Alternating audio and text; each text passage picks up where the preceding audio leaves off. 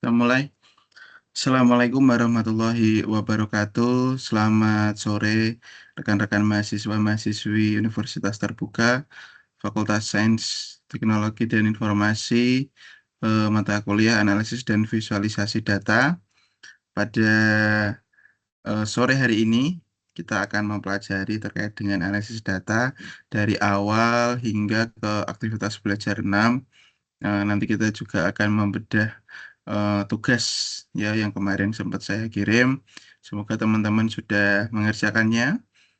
Nanti kita juga akan membahas cara membaca codingnya begitu ya. Sebelumnya perkenalkan, nama saya Ahmad Danu Wicaksono. Di sini saya sebagai tutor the web untuk mata kuliah analisis dan visualisasi data.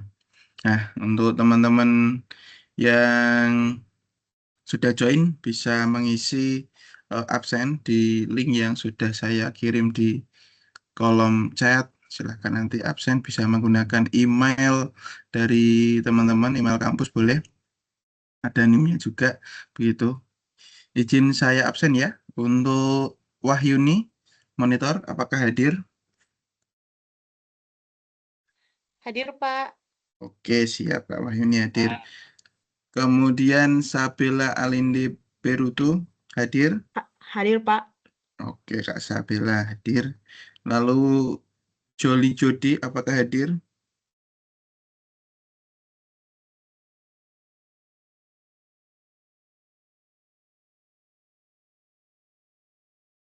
Joli belum dengeran ya suaranya. Ada Mbak Elva Susanti. Ya, hadir, Pak. Oke, siap. Lalu ada Alif Zabawi. Hadir, Pak. Oke, siap Mas Alif. Oke, oke Mas Joli Jodi hadir ya. Oke, sip. Oke, sambil nunggu yang lain di sini apakah sudah pada ikut grup semua ya atau join grup semua?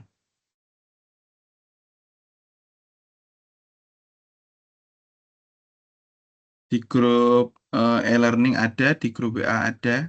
Kemarin sempat saya share linknya begitu. Jadi teman-teman silahkan apabila ingin ada yang ditanyakan terkait dengan mata kuliah analisis dan visualisasi data, bisa ngobrol langsung di e-learning atau bisa tanya-tanya dengan saya. Untuk tugas yang pertama ini saat ini sudah ada 12 yang submit ya. Ada 12 yang sudah submit, tinggal eh, beberapa orang lagi.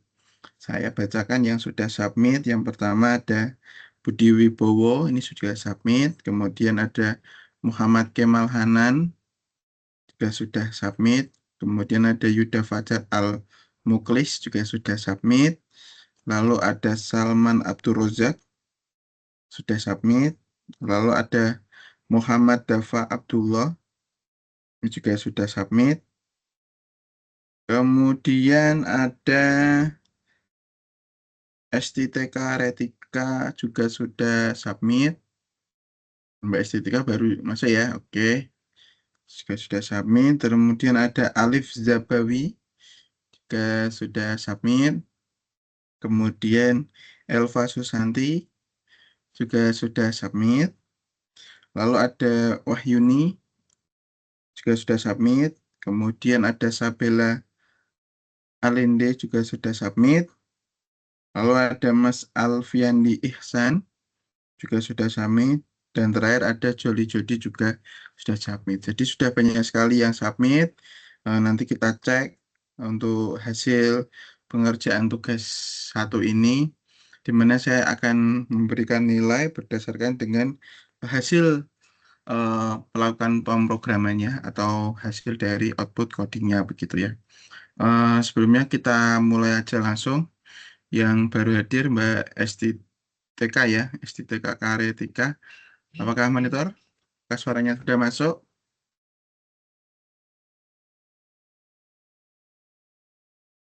Sudah. Oke, siap. Materinya nanti akan juga saya share di grup. Ini kita mulai saja. Saya izin share screen. Karena sudah sore ya. Nah, tadi dari pagi juga beberapa mahasiswa banyak yang tanya.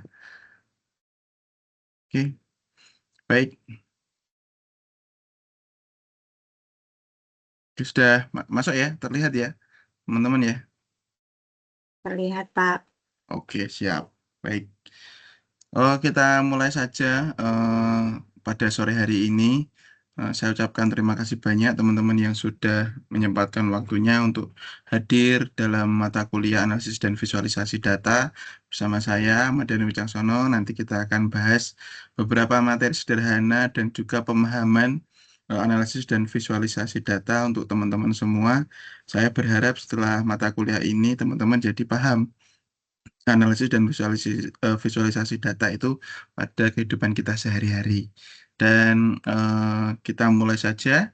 Untuk yang pertama, kemarin sudah belajar melalui aplikasi e-learning, ada analisis data, kemudian ada install R, begitu ya. Ada install R Studio, kemudian teman-teman belajar terkait dengan jenis-jenis data, sampai aktivitas belajar yang ke-6 dan 7 ini terkait dengan transformasi data. Nah, ini kita akan coba rangkum, coba kita ringkas menjadi lebih simpel sehingga teman-teman bisa memahami dengan jauh lebih mudah. Kita mulai saja. Untuk yang pertama, analisis data. Oke. Jadi, analisis data ini secara prosesnya atau pengertiannya adalah sebuah proses penerapan teknik statistik dan atau logika secara sistematis untuk mendeskripsikan serta mengilustrasikan dan atau merangkum ya dan meringkas sebuah evaluasi data. Nah, di mana analisis data ini adalah sebuah teknik yang digunakan untuk menganalisa data. Data itu bentuknya seperti apa, Pak? Nah, data itu bentuknya macam-macam ya. Ada yang berbentuk teks, ada yang berbentuk angka, ada yang berbentuk gambar, ada yang berbentuk apa istilahnya label atau bagan begitu. Itu data itu macam-macam bentuknya ya. Nah, si analisis data atau data analis ini kalau dalam dunia IT ini kerjaannya disebut sebagai data analyst atau analisis data. Orang yang kerjaannya menganalisa data. Data analyst dan data science ini juga hampir mirip, di mana mereka itu mengerjakan sebuah kumpulan data yang mereka analisa dengan memberikan output ya. Tujuannya untuk apa, Pak? Data analis ini sebagai menganalisa data itu tujuannya untuk apa, Pak? Salah satu tujuannya adalah untuk pengambilan keputusan atau pengambilan kebijakan ya. Serta tidak hanya itu, dia juga membantu orang untuk memahami data yang disajikan secara jauh lebih kompleks begitu. Menjadi sederhana. Salah satu bentuknya yaitu ada yang berbentuk bagan, gambar, tabel, dan grafik ya. Itu adalah pengertian dari si analisis data. Nah, kita juga akan membahas tentang jenis-jenis analisis data. Kalau teman-teman berada di dunia bekerja sekarang, pasti sebenarnya sudah melakukan hal-hal ini. Seperti contohnya pada dulu itu analisis data ada seperti analisis deskriptif, lalu ada analisis eksploratory di sini ya, lalu ada analisis inferensial gitu, lalu ada analisis prediktif. Nah, mungkin dulu hanya ada 4 metode data analis yang digunakan. Namun sekarang sudah menjadi kompleks, ada 6 ya. Ada deskriptif, eksploratory, inferensial, prediktif, diagnostik, serta preskriptif. Nah, itu salah satu jenis analisis data di industri sekarang atau di industri 4.0 ini. Di mana analisis deskriptif ini atau descriptive analysis ini biasanya digunakan untuk metode teknik menganalisa data berupa mendeskripsikan sesuatu ya. Nah, ini biasanya digunakan untuk mendeskripsikan suatu hasil output data berupa seperti rata-rata, kemudian ada median, ada modus, ada deviasi standar atau standard deviation. Nah, begitu. Itu adalah salah satu analisis deskriptif, di mana fokusnya itu pada perorganisasian dan penyajian data secara bermakna. Itu salah satu analisis deskriptif. Misalnya kita kalau dalam dunia skripsi ya, atau misalnya teman-teman bikin skripsi, analisis deskriptifnya apa? Ya, bisa menggunakan rumus, rata-rata, misalnya kita membahas tentang penjualan kopi di wilayah Jakarta begitu ya. Nah, itu bisa menggunakan analisis deskriptif dengan menggunakan analisa rata-ratanya. Rata-rata eh, toko kopi di Jakarta itu setiap tahun pertambahannya sekian persen. Nah, itu teman-teman bisa menggunakan jenis analisis data deskriptif. Lalu selanjutnya ada analisis data eksplorasi atau EDA. Ya, ini biasanya berfokus pada hipotesis yang terbentuk sebelumnya ya. Nah, seperti misalnya ada hubungan sebab akibat. Nah, itu mengungkapkan pola begitu ya, atau istilahnya pola-pola tertentu. Contohnya seperti apa, Pak? Misalnya kalau analisis data eksplorasi atau EDA ini atau exploratory ini, contohnya adalah semisal kita mau mencari pola dari suatu perusahaan atau suatu toko misalnya gitu. Misalnya katakanlah eh, siapa tadi Mbak Wahyuni begitu ya, punya toko coffee shop begitu. Dia ingin menganalisa data terkait dengan data eksplorasi pada tokonya dia, di coffee shopnya dia. Oh, dia mencari polanya, pola untuk data itu. Nah, datanya apa Pak? Misalnya datanya dia sudah memiliki data nama pembeli, terus kemudian umurnya dikategorikan ini pembeli coffee shop kalangan pelajar, mahasiswa atau pekerja. Nah, itu dia sudah punya data itu. Kemudian dia mengetahui jam berapa dia berkunjung ke kedainya. Terus yang dipesan apa aja. Dia memiliki data tersebut. Nah, maka seorang data analis atau analisis data dapat membaginya menjadi menganalisanya menggunakan metode data eksplorasi tadi dengan mengungkapkan pola. Oh, ternyata pada eh, hari biasa atau hari Senin sampai Jumat, polanya adalah orang itu membeli kopi, misalnya kopi susu atau kopi americano di jam sore, jam 4 sampai jam 8 rata-rata adalah pelajar atau mahasiswa. Kemudian jam 8 sampai jam 10 rata-rata adalah teman-teman yang dari industri pekerja. Nah, itu bisa mengungkapkan pola di situ, di mana nanti Mbak Wahyu ini bisa menentukan oh pola penjualan yang baik untuk penambahan produk atau riset and development-nya pada perusahaannya atau pada usahanya adalah dengan analisis data eksplorasi EDA. Kemudian setelah mendapatkan deskriptifnya, kemudian mendapatkan analisis data eksplorasinya, maka akan muncul namanya adalah menganalisa data dengan metode inferensial. Ya, ya ini tujuannya untuk memberi inferensi ya atau prediksi tentang populasi yang lebih besar. Nah, ini biasanya itu tentang uji hipotesisnya, interval kepercayaan dan analis regresi. Nah, ini tujuannya inferensial ini tujuannya untuk pengembangan bisnisnya atau misalnya kalau dalam contohnya tadi Mbak Wahyuni bikin coffee shop maka dia akan menguji hipotesisnya dalam dunia eh, bisnisnya ya itu tingkat kepercayaannya customer dengan eksplorasi tadi di jam-jam seperti itu seperti apa, kemudian tingkat kepuasan pelanggan, jam layanan begitu ya. Tapi kalau dalam dunia itu tadi dalam dunia bisnis ya. Tapi kalau dalam dunia pendidikan, misalnya teman-teman ingin membuat skripsi begitu ya. Analisis inferensial ini digunakan untuk uji hipotesis. Nah, misalnya kita mau melakukan pengujian hipotesis itu dengan bisa menggunakan metode analisis inferensial. Lalu selanjutnya, setelah kita deskriptif, eksplorasi, dan inferensial, maka akan muncul namanya analisis prediktif. Apa itu Pak analisis prediktif? Nah, di mana teman-teman bisa melakukan analisis data berdasarkan prediksinya, prediksi yang akan mendatang. Kira-kira itu di masa mendatang apa yang akan bisa eh, digunakan begitu atau untuk bisnis kita seperti apa begitu. Nah, analisis prediktif ini biasanya memanfaatkan teknik pemodelan statistik ya. Kita bisa menentukan algoritma, misalnya kita bisa menentukan pola atau membangun model prediktif. Contohnya itu tadi, misalnya kita tadi pakai contoh Mbak Wahyuni ya, bikin coffee shop itu tadi.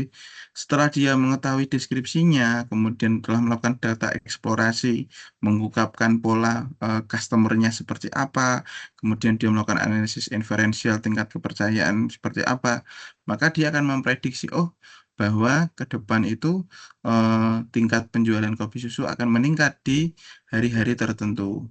Berdasarkan apa? Berdasarkan hasil uji hipotesis yang dilakukan di analisis inferensial.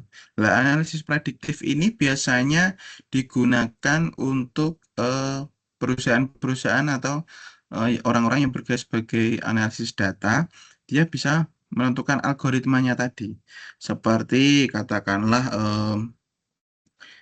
Kak Estetika misalnya ya, Kak Esti ini sering belanja online begitu. Misalnya suka belanja apa ya, suka belanja sepatu begitu ya, sepatu lari begitu.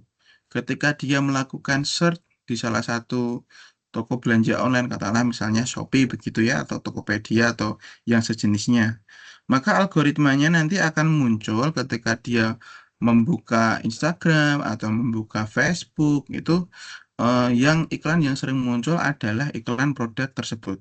Pasti teman-teman pernah ya mencari sesuatu di marketplace, tiba-tiba ketika mau buka Instagram apa Facebook, iklannya itu muncul di exploringnya begitu ya, adalah produk yang tadi teman-teman share. Nah, itu adalah metode analisis data dengan analisis prediktif, di mana itu kerjaannya siapa? Yaitu kerjaannya si data analyst.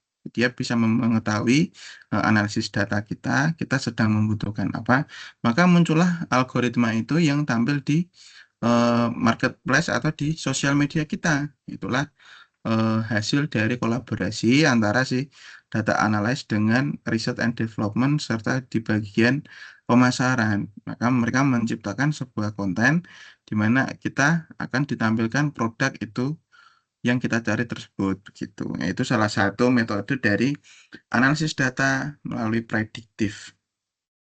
Lalu selanjutnya ada analisis diagnostik. Nah, analisis diagnostik ini biasanya mendiagnosa ya, ada sebab akibatnya, lalu ada faktor variabelnya. Teman-teman bisa menggunakan teknik analisis regresi. Biasanya kalau di skripsi bisa menggunakan ini untuk regresi. Kemudian ANAVA atau analisis of varian, variansinya bisa diganti-ganti begitu ya. Analisis korelasinya umumnya digunakan dalam analisis diagnostik ya. Jadi setelah kita melakukan deskriptif, eksplorasi, inferensial, dan prediktif, maka akan muncul diagnostiknya atau diagnosanya analisis data tersebut. Oh, sebab akibat. Sebabnya apa? Sebab karena KST ini sering search atau mencari sepatu lari, maka akibatnya adalah eksplorasinya atau eh, tampilan penjualan atau yang ingin dia beli muncul terus di laman sosial medianya ya. Itu adalah salah satu analisis diagnostiknya. Atau analisa diagnostiknya dari misalnya coffee shopnya Mbak Wahyuni tadi, maka dia akan munculkan produk sebab akibat. Sebab produk akibatnya misalnya kita menganalisa data kopi susu ternyata produknya ini ramai di kalangan anak muda. Maka akibatnya Mbak Wahyuni ini memberikan eh, produk kopi susu ini dengan berbagai varian rasa ya. Nah, itu salah satunya di kehidupan atau di real life-nya ya. Jadi sebenarnya teman-teman ini sudah sering melihat analisis data, namun tidak sadar, oh ternyata ini eh, bisa dilakukan karena telah belajar analisis data atau visualisasi data begitu. Lalu selanjutnya ada analisis preskriptif ya, di mana ini tujuannya untuk melampaui analisis prediktif yang tujuannya untuk merekomendasikan tindakan atau keputusan berdasarkan prediksi. Nah, ini biasanya adalah si pemilik atau owner, katakanlah teman-teman bekerja di sebuah perusahaan begitu ya. Teman-teman adalah seorang analisis data ataupun tidak seorang analisis data dan teman-teman sudah mempelajari mata kuliah analisis data, maka teman-teman dapat mengetahui seorang pimpinan bisa melakukan pengambilan kebijakan atau pengambilan keputusan itu berdasarkannya apa? Karena menganalisis data. Dia telah mendapatkan data dari deskriptifnya, eksplorasinya dia juga dapat, inferensialnya dapat, prediktifnya dapat, diagnostiknya dapat. Kemudian analisis preskriptif ini akan dilakukan seorang CEO atau owner atau pemilik perusahaan atau kepala bagian riset and development ya yang tertinggi, maka dia akan melakukan keputusan atau mengambil kebijakan. Nah, itu adalah metode analisis data yang tadi sudah diinputkan oleh teman-teman. Oh, ternyata dari hasil menganalisa data coffee shop Mbak Wahyuni sebagai seorang pemilik bisa melakukan analisis preskriptif ya, atau melakukan kebijakan, mengambil keputusan berdasarkan prediksi tadi. Kalau jam segini itu coffee shopnya yang ramai menunya ini, kemudian harganya seperti ini, kemudian setelah didiagnosa sebab akibatnya menu yang sering keluar seperti ini, maka dia dapat mengambil keputusan, misalnya dia akan menambahkan cabang baru di sekitar kampus karena mahasiswanya ternyata tertarik dengan menu-menu untuk kelas pelajar, katakanlah seperti itu. Atau seperti Mbak Esti tadi, dia memiliki perusahaan sepatu ya, atau misalnya di bagian research and development perusahaan sepatu, maka dia akan melakukan pengambilan keputusan di mana siapa sih pencari pelari ini, sepatu lari begitu ya, umurnya berapa, apakah general apa all begitu, maka dia akan melakukan analisis preskriptif dan mengetahui historinya, maka akan muncul dalam algoritma perusahaannya untuk melakukan observasi mendalam terkait dengan si riset and development. Nah, itu jadi secara gambarannya teman-teman dalam menganalisis data ada beberapa jenisnya dan ada tahapannya. Setelah kita deskripsikan, kita eksplorasi, inferensial, baru kita bisa memprediksi. Oh, prediksinya setelah datanya seperti apa, lalu kita diagnosa dan endingnya bisa mengambil keputusan tadi atau analisis preskriptifnya begitu. Nah, metode-metode analisis data itu tadi, yang jenis-jenisnya itu tadi, akan menghasilkan dua metode sebenarnya. Secara garis besar itu ada dua metode. Yang pertama, metode analisis data kuantitatif. Yang kedua, ada analisis data kualitatif. Bedanya apa, Pak? Jadi untuk data kuantitatif itu modelnya atau angka yang sering muncul adalah angka ya, atau numerik begitu.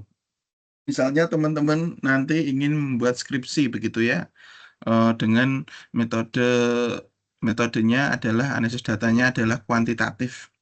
Biasanya itu munculnya seringnya tabel ya. Jadi tabel ada angkanya, terus ada rumusnya, kemudian ada labelingnya, ada mean, average-nya, mungkin ada ukuran sampel begitu ya, ada testingnya atau hipotesis testingnya begitu. Nah, itu biasanya digunakan untuk skripsi-skripsi menggunakan metode data kuantitatif. Lalu yang selanjutnya adalah analisis data kualitatif ya.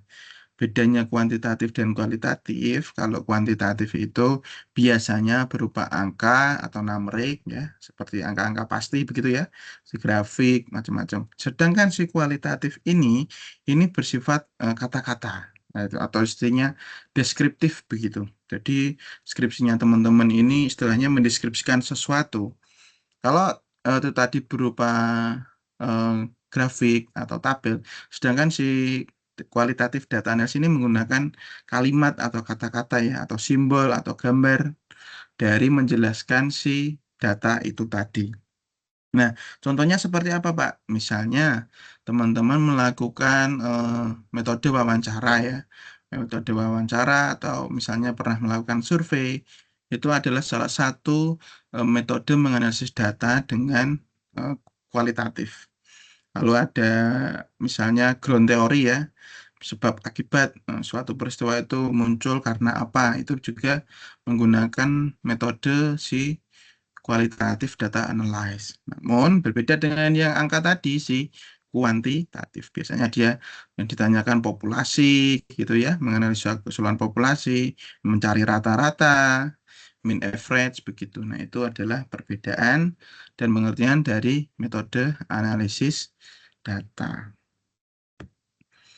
Lalu selanjutnya adalah visualisasi data. Nah, untuk visualisasi data ini teman-teman pasti sudah paham ya, artinya adalah untuk memvisualkan data ya.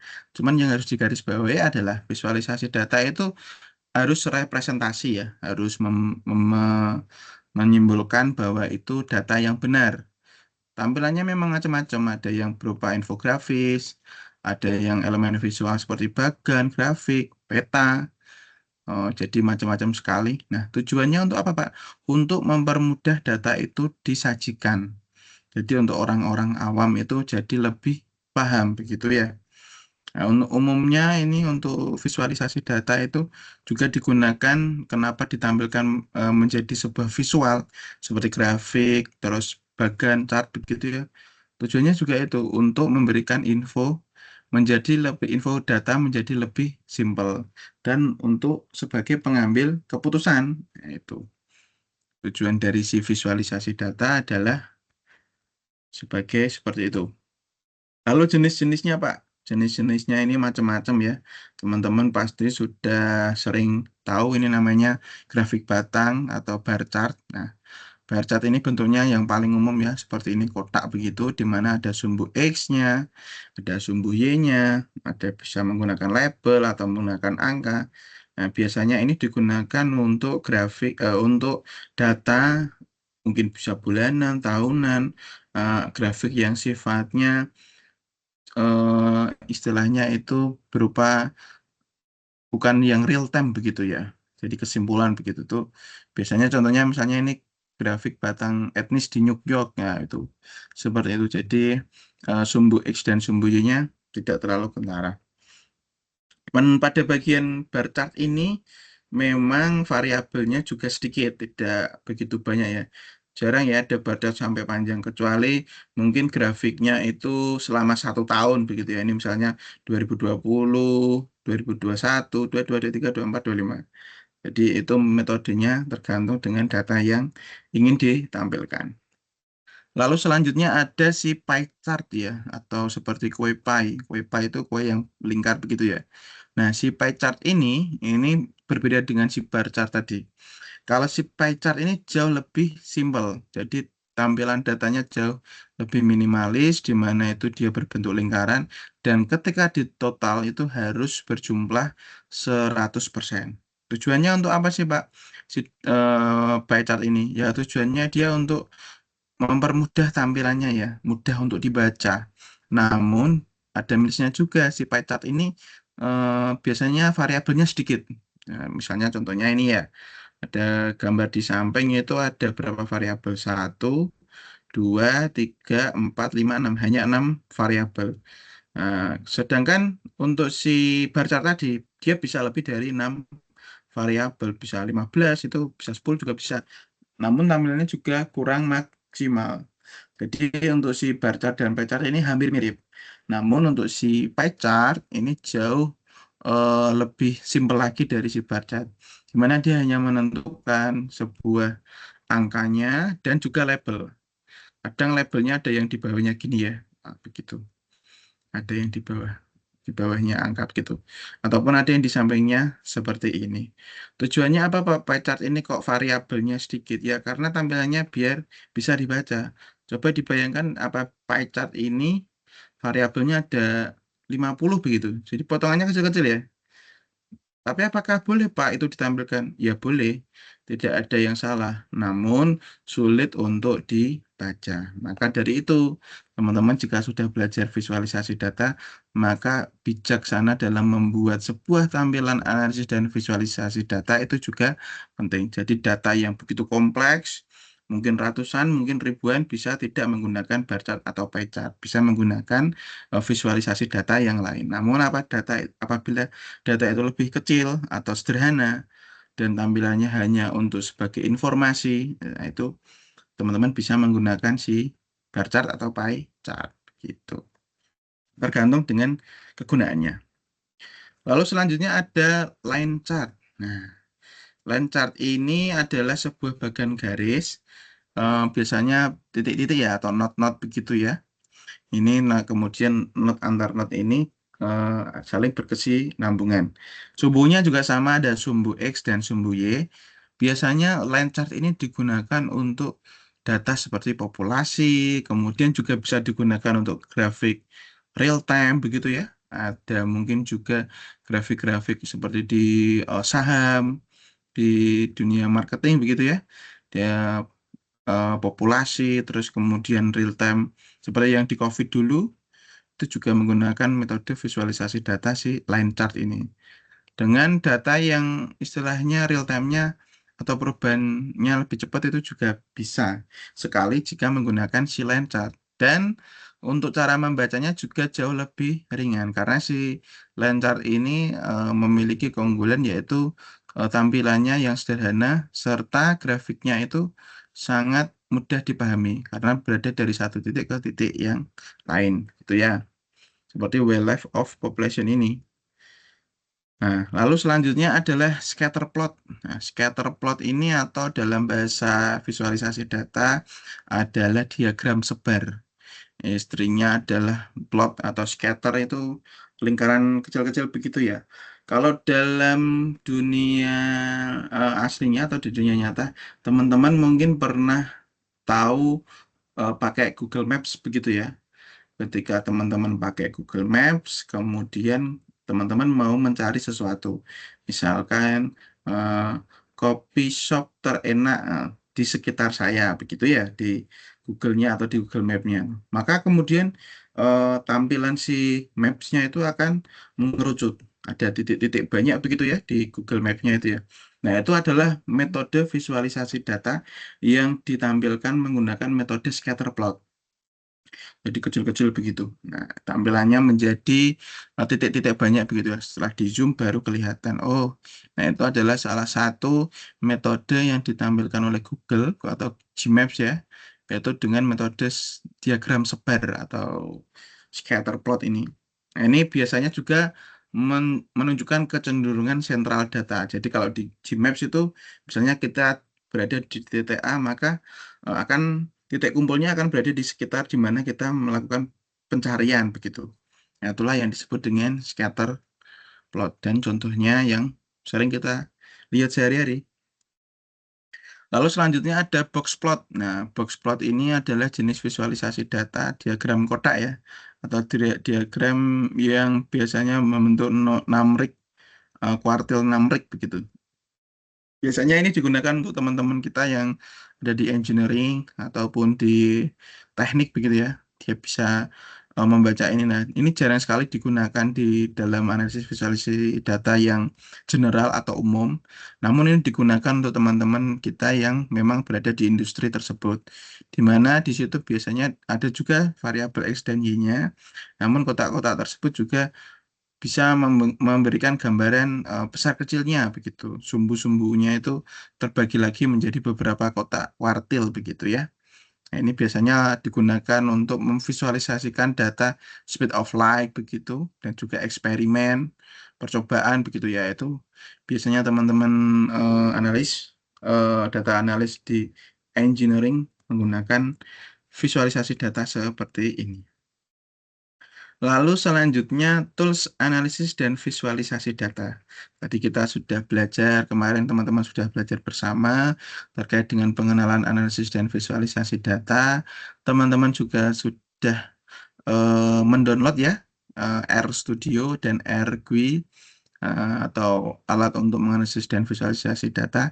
Nah, toolsnya atau alatnya itu sebenarnya banyak banget. Jadi tools dalam menganalisa atau memvisualisasikan data itu banyak sekali. Teman-teman pun juga pasti sudah pernah menggunakannya. Seperti contoh sederhananya teman-teman pasti pernah menggunakan Microsoft Excel ya. Di mana di situ teman-teman sudah melihat ada datanya ya. Walaupun itu data sederhana, data penjualan, absensi karyawan dan lain sebagainya. Itu adalah salah satu contoh alat untuk menganalisa data dengan pengolahan data yang sederhana. Biasanya untuk apa ya, juga bisa untuk pembuatan tabel, grafik dan analisis analisis statistik itu bisa sekali untuk Excel juga. Dan juga untuk menganalisa sebuah statistik dasar itu juga bisa sekali. Namun memang untuk si Microsoft Excel ini beberapa fiturnya memang belum banyak ya. Karena hanya untuk tampilan Excel biasa begitu, tidak yang komprehensif atau yang untuk profesional begitu ya. Jadi untuk data-data yang ribuan begitu, data Gojek misalnya atau data Grab itu pasti banyak sekali ya, tidak ratusan ya, bahkan mungkin bisa satu negara itu bisa puluhan juta ya atau miliar mungkin ya datanya, grafiknya itu pasti data data kuantitatifnya dan kualitatifnya ya pasti banyak. Makanya mereka tidak menggunakan Microsoft Excel. Microsoft Excel digunakan untuk awalan atau pengolahan data sederhana. Lalu selanjutnya aplikasinya ada apa lagi Pak? Toolsnya Pak? Ada contohnya Google Data Studio atau Log Studio, ada Tableau, yaitu Tableau itu untuk profesional ya, biasanya untuk menganalisa secara kompleks itu, karena dia bisa melakukan presentasi interaktif juga di Tableau. Kemudian sebagai data analis, teman-teman juga bisa menggunakan Power BI ya dari Microsoft ini. Ini juga pembuatan untuk menganalisa data dan juga bisa membuat laporan visualnya begitu. Lalu ada juga Python. Ada yang tahu Python mungkin atau bahasa pemrogramannya ya. Si Python ini biasanya digunakan untuk si data analis atau data science ya, untuk mendalami program-program statistik. Nah, biasanya si Python ini dulunya adalah orang-orang yang pakai Python ini dulunya adalah seorang IT, kemudian belajar data analis atau data science. Dia bisa menggunakan Python untuk menganalisa dan memvisualisasikan datanya. Lalu yang kita pelajari ada R juga, R Studio, ada RGUI ya. Ini biasanya untuk menganalisa data secara ilmiah ya. Jadi data-data untuk yang ada di kampus, kemudian data menghitung kecepatan, begitu itu sangat cocok sekali untuk dipelajari, istilahnya untuk mempelajari rumus-rumus begitu ya. Itu bisa menggunakan si R. Lalu yang selanjutnya ada SPSS, nah, Smart PLS ya. Itu dari IBM. Nah, jadi untuk teman-teman yang besok mengerjakan skripsi pasti akan menggunakan si SPSS ini untuk menganalisa ya. Bisa pakai data kuantitatif itu biasanya menggunakan si SPS atau Smart PLS begitu. Nah, itu tadi contoh-contoh alat untuk menganalisa dan visualisasi data dengan outputnya ya juga hampir sama ya. Ada grafik, ada diagram, ada tabel, ada juga dashboard interaktifnya. Nah, itu tergantung dari data yang ingin kita analisa. Datanya berapa ratusan, ribuan, atau mau ditampilkan seperti apa tampilannya, mau diimpor ke apa database, ke server, atau hanya divisualkan saja, atau outputnya hanya berupa untuk karya ilmiah, atau outputnya hanya untuk dashboard perusahaan begitu ya. Jadi tergantung kebutuhan teman-teman. Nah, yang penting teman-teman sudah paham analisis dan visualisasi data, kegunaannya, jenis-jenisnya, manfaatnya yang sudah sering kita gunakan sehari-hari ternyata sudah ada, dan juga tools-toolsnya. Gitu ya. Lalu selanjutnya, nah ini di sini apakah ada yang kesulitan menginstal R atau R Studio? Teman-teman mungkin ada yang kesulitan menginstal R atau R Studio? Aman ya?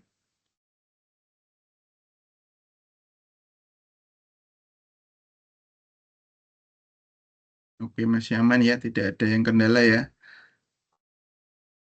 Jadi untuk teman-teman yang masih ada kendala, mungkin beberapa kelas kemarin sempat bertanya dengan saya di e-learning bahwa ada kendala ketika mendownload atau menginstal Windows, misal R ya. Jadi untuk R Studio memang teman-teman disarankan untuk mendownloadnya di situs resminya di web Siren, http://sirenrproject.org. Namun ada beberapa teman-teman yang gagal ketika mengunduh library-nya atau terjadi crash atau error begitu ya. Nah, jadi saya sarankan ketika mengalami kesulitan seperti ini, silakan dimatikan dulu apabila ada eh, Windows firewall-nya atau ada antivirusnya seperti mungkin Smartdev, McAfee atau Kaspersky gitu ya. Dimatikan dulu sesaat, kemudian install, baru nanti kalau sudah dinyalakan kembali. Semoga tidak ada kendala ya. Nah, namun maka apabila masih ada kendala lagi, nanti bisa tanya saya di e-learning atau japri saya di grup diskusi kita begitu. Kemudian kemarin juga ada yang tanya terkait dengan Mac. Ada yang memakai Mac itu Memang untuk Mac ini ya, apabila teman-teman memakai sistem operasi Mac, disarankan untuk mendownload filenya .packaging ya, atau package ya, PKG itu di versi R terbaru. Jadi jangan pakai versi yang di bawahnya, pakai versi R terbaru, dan jangan lupa untuk menginstal Xquart-nya ya, karena itu diperlukan beberapa paketnya. Xquart-nya bisa diklik linknya, itu baru di halaman unduh RStudio-nya teman-teman download. Nah, itu apabila teman-teman ada yang menggunakan menggunakan Mac, yaitu bisa melakukan langkah-langkah yang sudah saya tulis.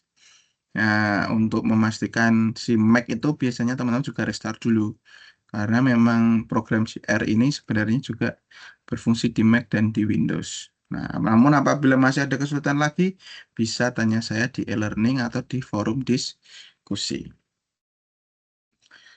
Oke, selanjutnya, nah ini adalah tampilannya ya, layout RStudio ya. Ada sort editor, jadi teman-teman bisa nge-sort di sini, ngoding di sini, bisa import data, begitu ya.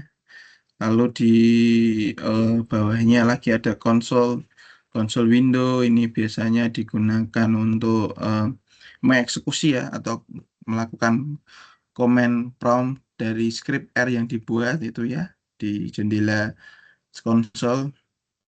Lalu ada juga si environment history connection. Nah, ini biasanya untuk melihat history atau riwayat teman-teman tadi membuka apa gitu ya. Lalu bisa melakukan connection. Sebenarnya di sini juga bisa melakukan connection dengan misalnya mau disinkronkan dengan database atau MySQL atau PostgreSQL atau Spark begitu ya. Jadi bisa langsung connect dengan database servernya teman-teman jika teman-teman seorang data analyst. Lalu ada ya ini ada fitur file, plot, specs, help view. Nah, ini biasanya untuk informasi tambahan dari si R begitu ya. Ini saya waktu pakai Mac, jadi tampilannya seperti ini. Eh, ada file plots begitu ya. Untuk teman-teman yang pakai Mac masih ada kesulitan, nanti bisa japri begitu. Nah, kemarin teman-teman sudah belajar terkait dengan install R, dan ada beberapa yang bisa, ada beberapa yang enggak. Kita sudah sesi tanya jawab di diskusi. Kemudian teman-teman juga sudah belajar terkait dengan analisisnya, jenis-jenisnya. Kemudian kemarin di aktivitas belajar 4 dan 5 ya, teman-teman belajar dengan coefficient of variance atau koefisien keragaman. Kemudian di aktivitas belajar 6 dan 7 ini teman-teman belajar transformasi data. Nah, namun ternyata masih ada beberapa mahasiswa yang bertanya kepada saya terkait dengan fungsi dari koefisien keragaman ini seperti apa, Pak. Nah, nanti akan saya jelaskan juga di sini, karena di kelas lain juga sudah saya jelaskan. Jadi untuk koefisien keragaman atau koefisien of variance ini tujuannya untuk apa sih, Pak? Nah, koefisien keragaman ini digunakan untuk mengukur statistik ya, yang digunakan untuk mengukur tingkat variasi relatif dari suatu set data. Jadi koefisien keragaman ini untuk mengukur satu set data. Jadi bukan satu data, tapi satu set. Jadi isinya ada beberapa data, begitu. Nah, koefisien keragaman ini bisa dalam bentuk persen. Kenapa Pak di dalam persen? Memang dari koefisien keragaman ini outputnya berupa bentuknya adalah presentase atau persen. Bisa untuk membandingkan antara variasi dua atau lebih set data. Jadi tidak hanya satu set data, tapi juga bisa dua set data atau bahkan lebih satu set data. Dengan kata lain, bisa membandingkan beberapa kumpulan-kumpulan data. Nah, nilai rata-rata dan standar deviasinya yang berbeda itu juga bisa menentukan sebuah koefisien keragaman. Lalu, rumus koefisien keragaman teman-teman kemarin sudah mempelajarinya, yaitu adalah koefisien of variance sama dengan S per min kali 100%. S di sini apa, Pak? S di sini adalah simpangan baku atau standar deviation-nya. Sedangkan untuk X-nya adalah rata-rata atau min-nya. Kemudian kenapa dikali 100%? Karena digunakan untuk mengubah hasil menjadi bentuk presentase. Nah, saya akan memberikan gambarannya dalam kehidupan sehari-hari ya. Misalnya, koefisien keragaman ini sebenarnya sudah sering kita lihat begitu. Namun kita nggak tahu kalau itu adalah koefisien keragaman. Gambarannya seperti ini. Misalnya jika koefisien ovarian atau kakaknya kecil ya, misalnya min 10%. Artinya data itu bersifat stabil dan homogen atau variasinya kecil terhadap si X itu atau si rata-rata. Namun jika koefisien ovariannya besar, misalnya kurang dari 30%, artinya data itu bersifat tinggi atau tidak stabil sehingga tingkat ketidakpastiannya juga tinggi. Contohnya, misalkan katakannya Kak Sabila ini punya perusahaan begitu ya, dia punya 2 karyawan. Karyawan A ini kita anggap sebagai yang A ini jika CF-nya di bawah 10 ya. Karyawan A ini dalam 1 tahun selalu diberikan penilaian oleh Kak Sabela.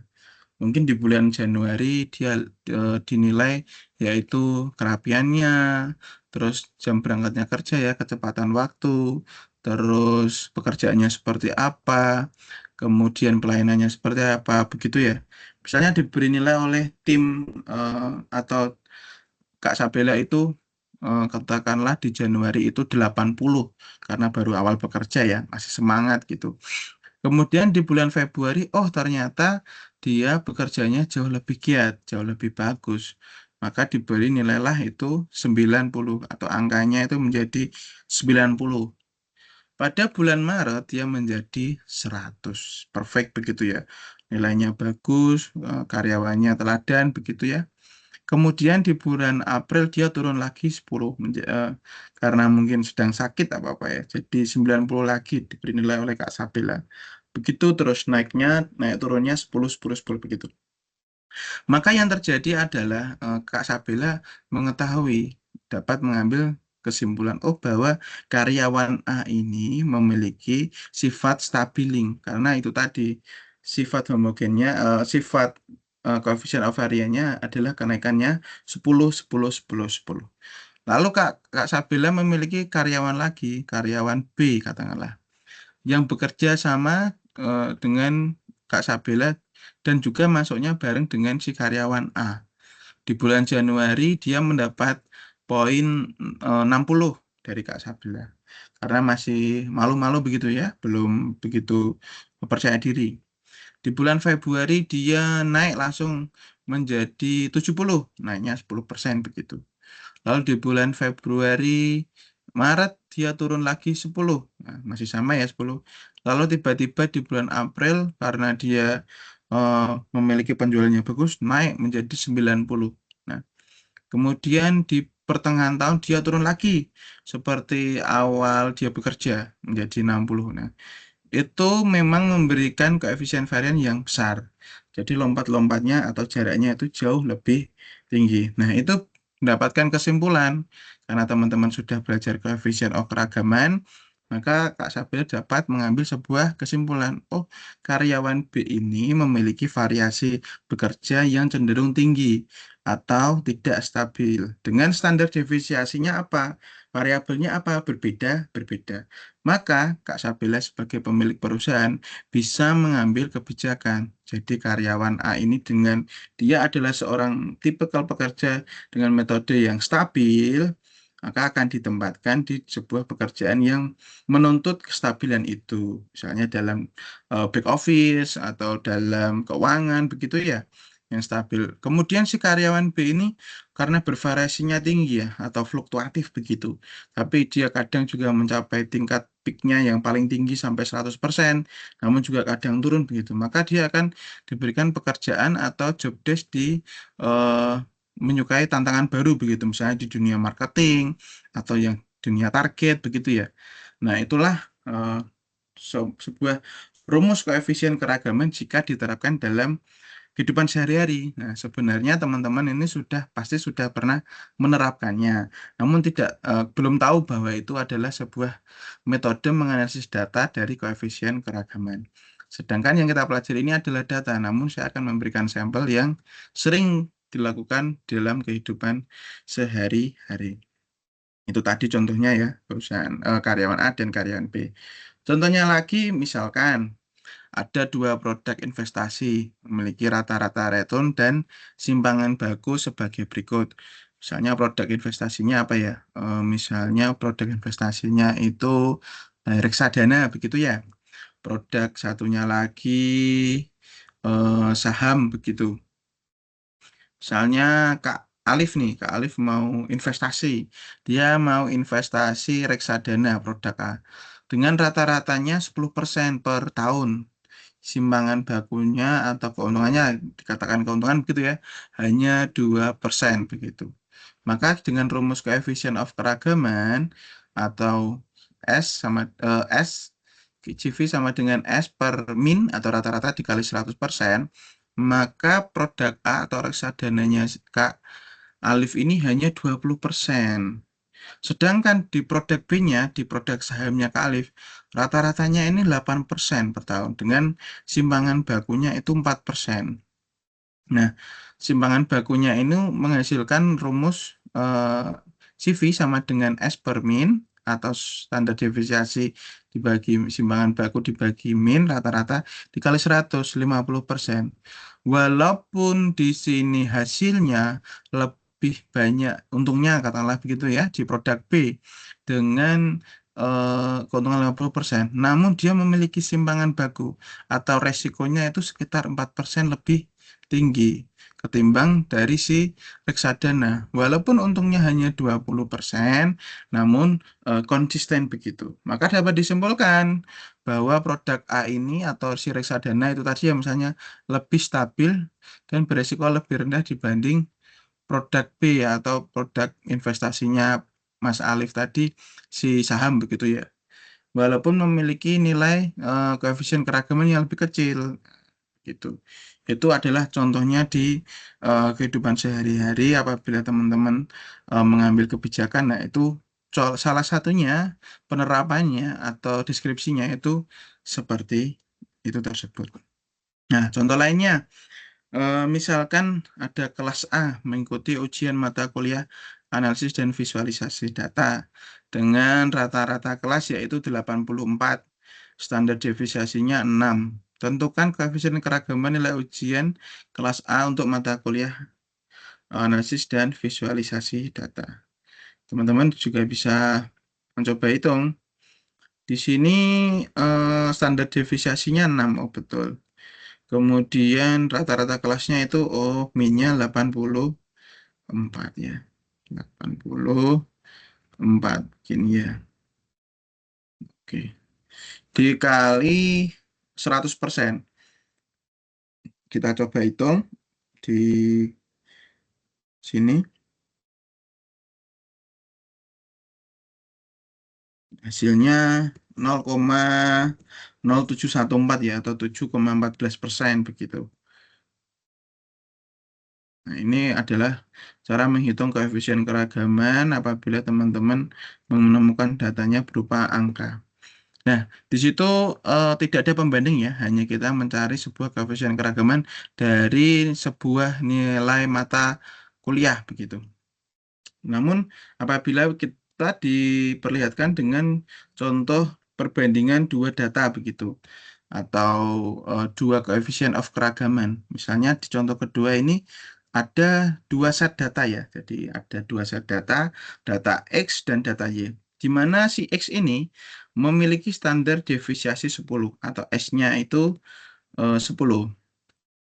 Dan rata-ratanya atau min-nya itu 75, betul.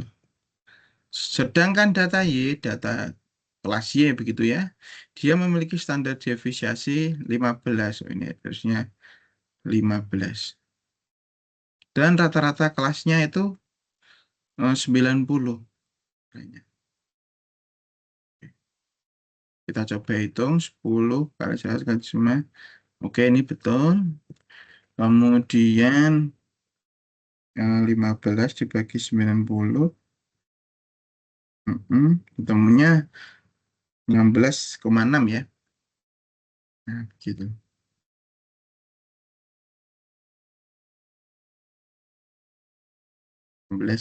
Nah, dari hasil ini juga teman-teman bisa mengambil kesimpulan sama seperti contoh yang eh, s- apa namanya produk investasi tadi ya.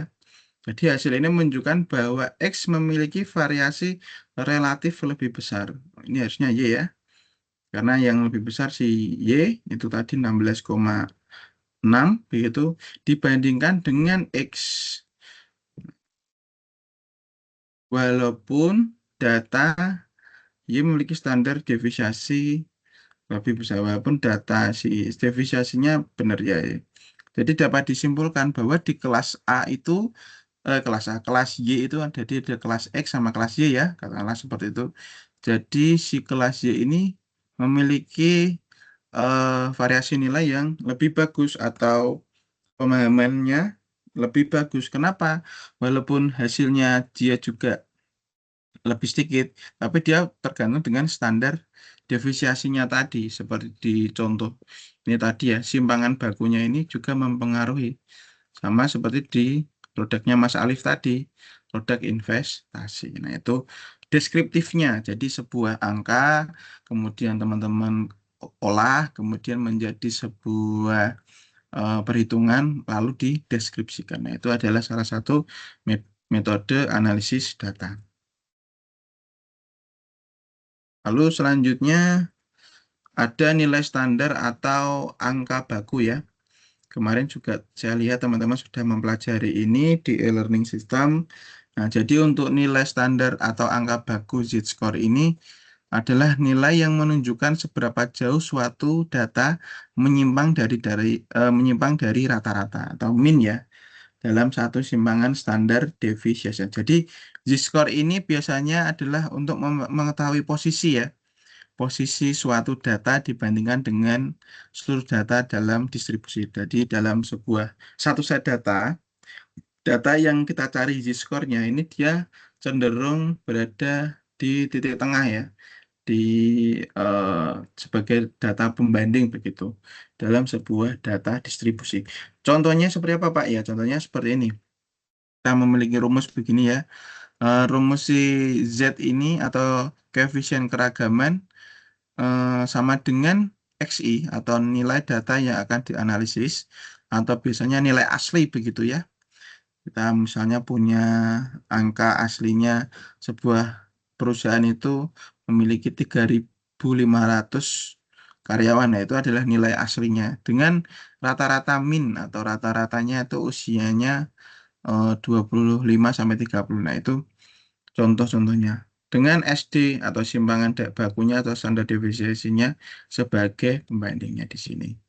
Nah, arti rumusnya ini apa, Pak? Jika Z-nya nanti bernilainya positif, seperti yang di bawah ini ya, nilainya positif, maka nilai tersebut berada di atas rata-rata atau hasilnya bisa dikatakan baik begitu.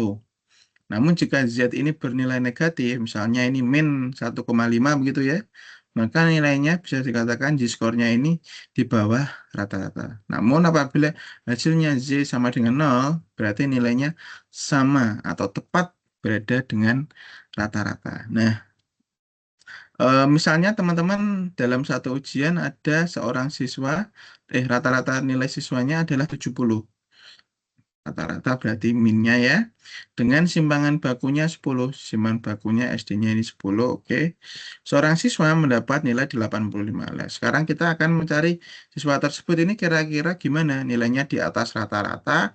Nilai 85 itu di atas rata-rata atau di bawah rata-rata, Pak? Nah, kita kan nggak bisa menjawab. Nah, apabila dengan koefisien keragaman, maka kita bisa menjawabnya. 5 kurang 70 adalah 5. 5 dibagi 10, 1,5. Hasilnya apa, Pak? Hasilnya bernilai, ya ini positif ya, tidak min ya, tapi 1,5 itu nilainya positif.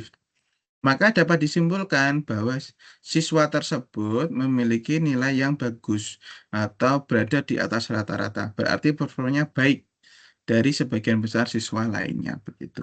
Itu adalah salah satu metode menganalisis data menggunakan konsep coefficient of keragaman atau coefficient of variance, di mana teman-teman ada rumusnya yang nanti masukkan di R-nya begitu. Nah, itu adalah contohnya. Nah, contohnya yang lain, katakanlah ini ada seorang siswa ya, namanya Sam. Sam memperoleh nilai 80 untuk ujian bahasa Mandarin. Jadi nilai murninya si Sam atau XI-nya si Sam itu 80 untuk Mandarin ya. Dengan rata-rata kelas yaitu nilainya 78. Nilainya satu kelas itu rata-rata 78. Dengan standar deviasinya adalah 8. Oh, ini harusnya 8 ya. Ini ya. Nah, sedangkan untuk bahasa Prancis dia memperoleh nilai 82. Oke. Dengan rata-rata kelas 78. Oke. Dengan standar deviasinya oh ini harusnya berapa itu? 6 ya, sesuai dengan soal ya. Oke. Maka teman-teman bisa hitung 80 dikurangi 78 itu hasilnya adalah 2 dibagi 8. Hasilnya adalah 0,25. Ini ya.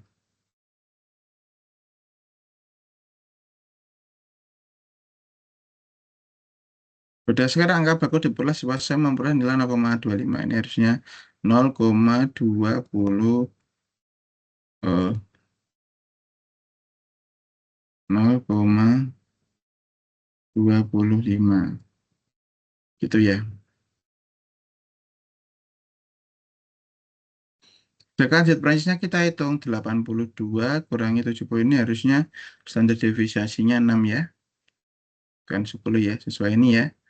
6 begitu. Jadi 82 kurangi 78 dibagi 6 hasilnya 0,66 atau 0,6 begitu ya. Ini.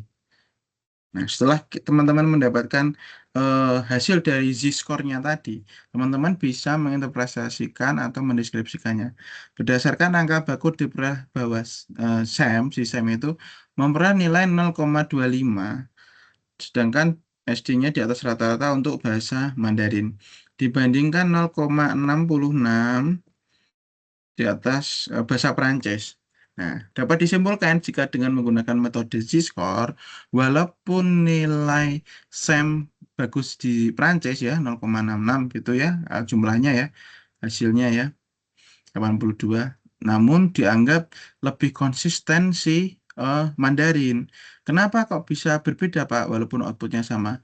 Karena dalam analisis dan visualisasi data, outputnya tidak hanya dinilai outputnya, tapi juga prosesnya atau variabel processingnya.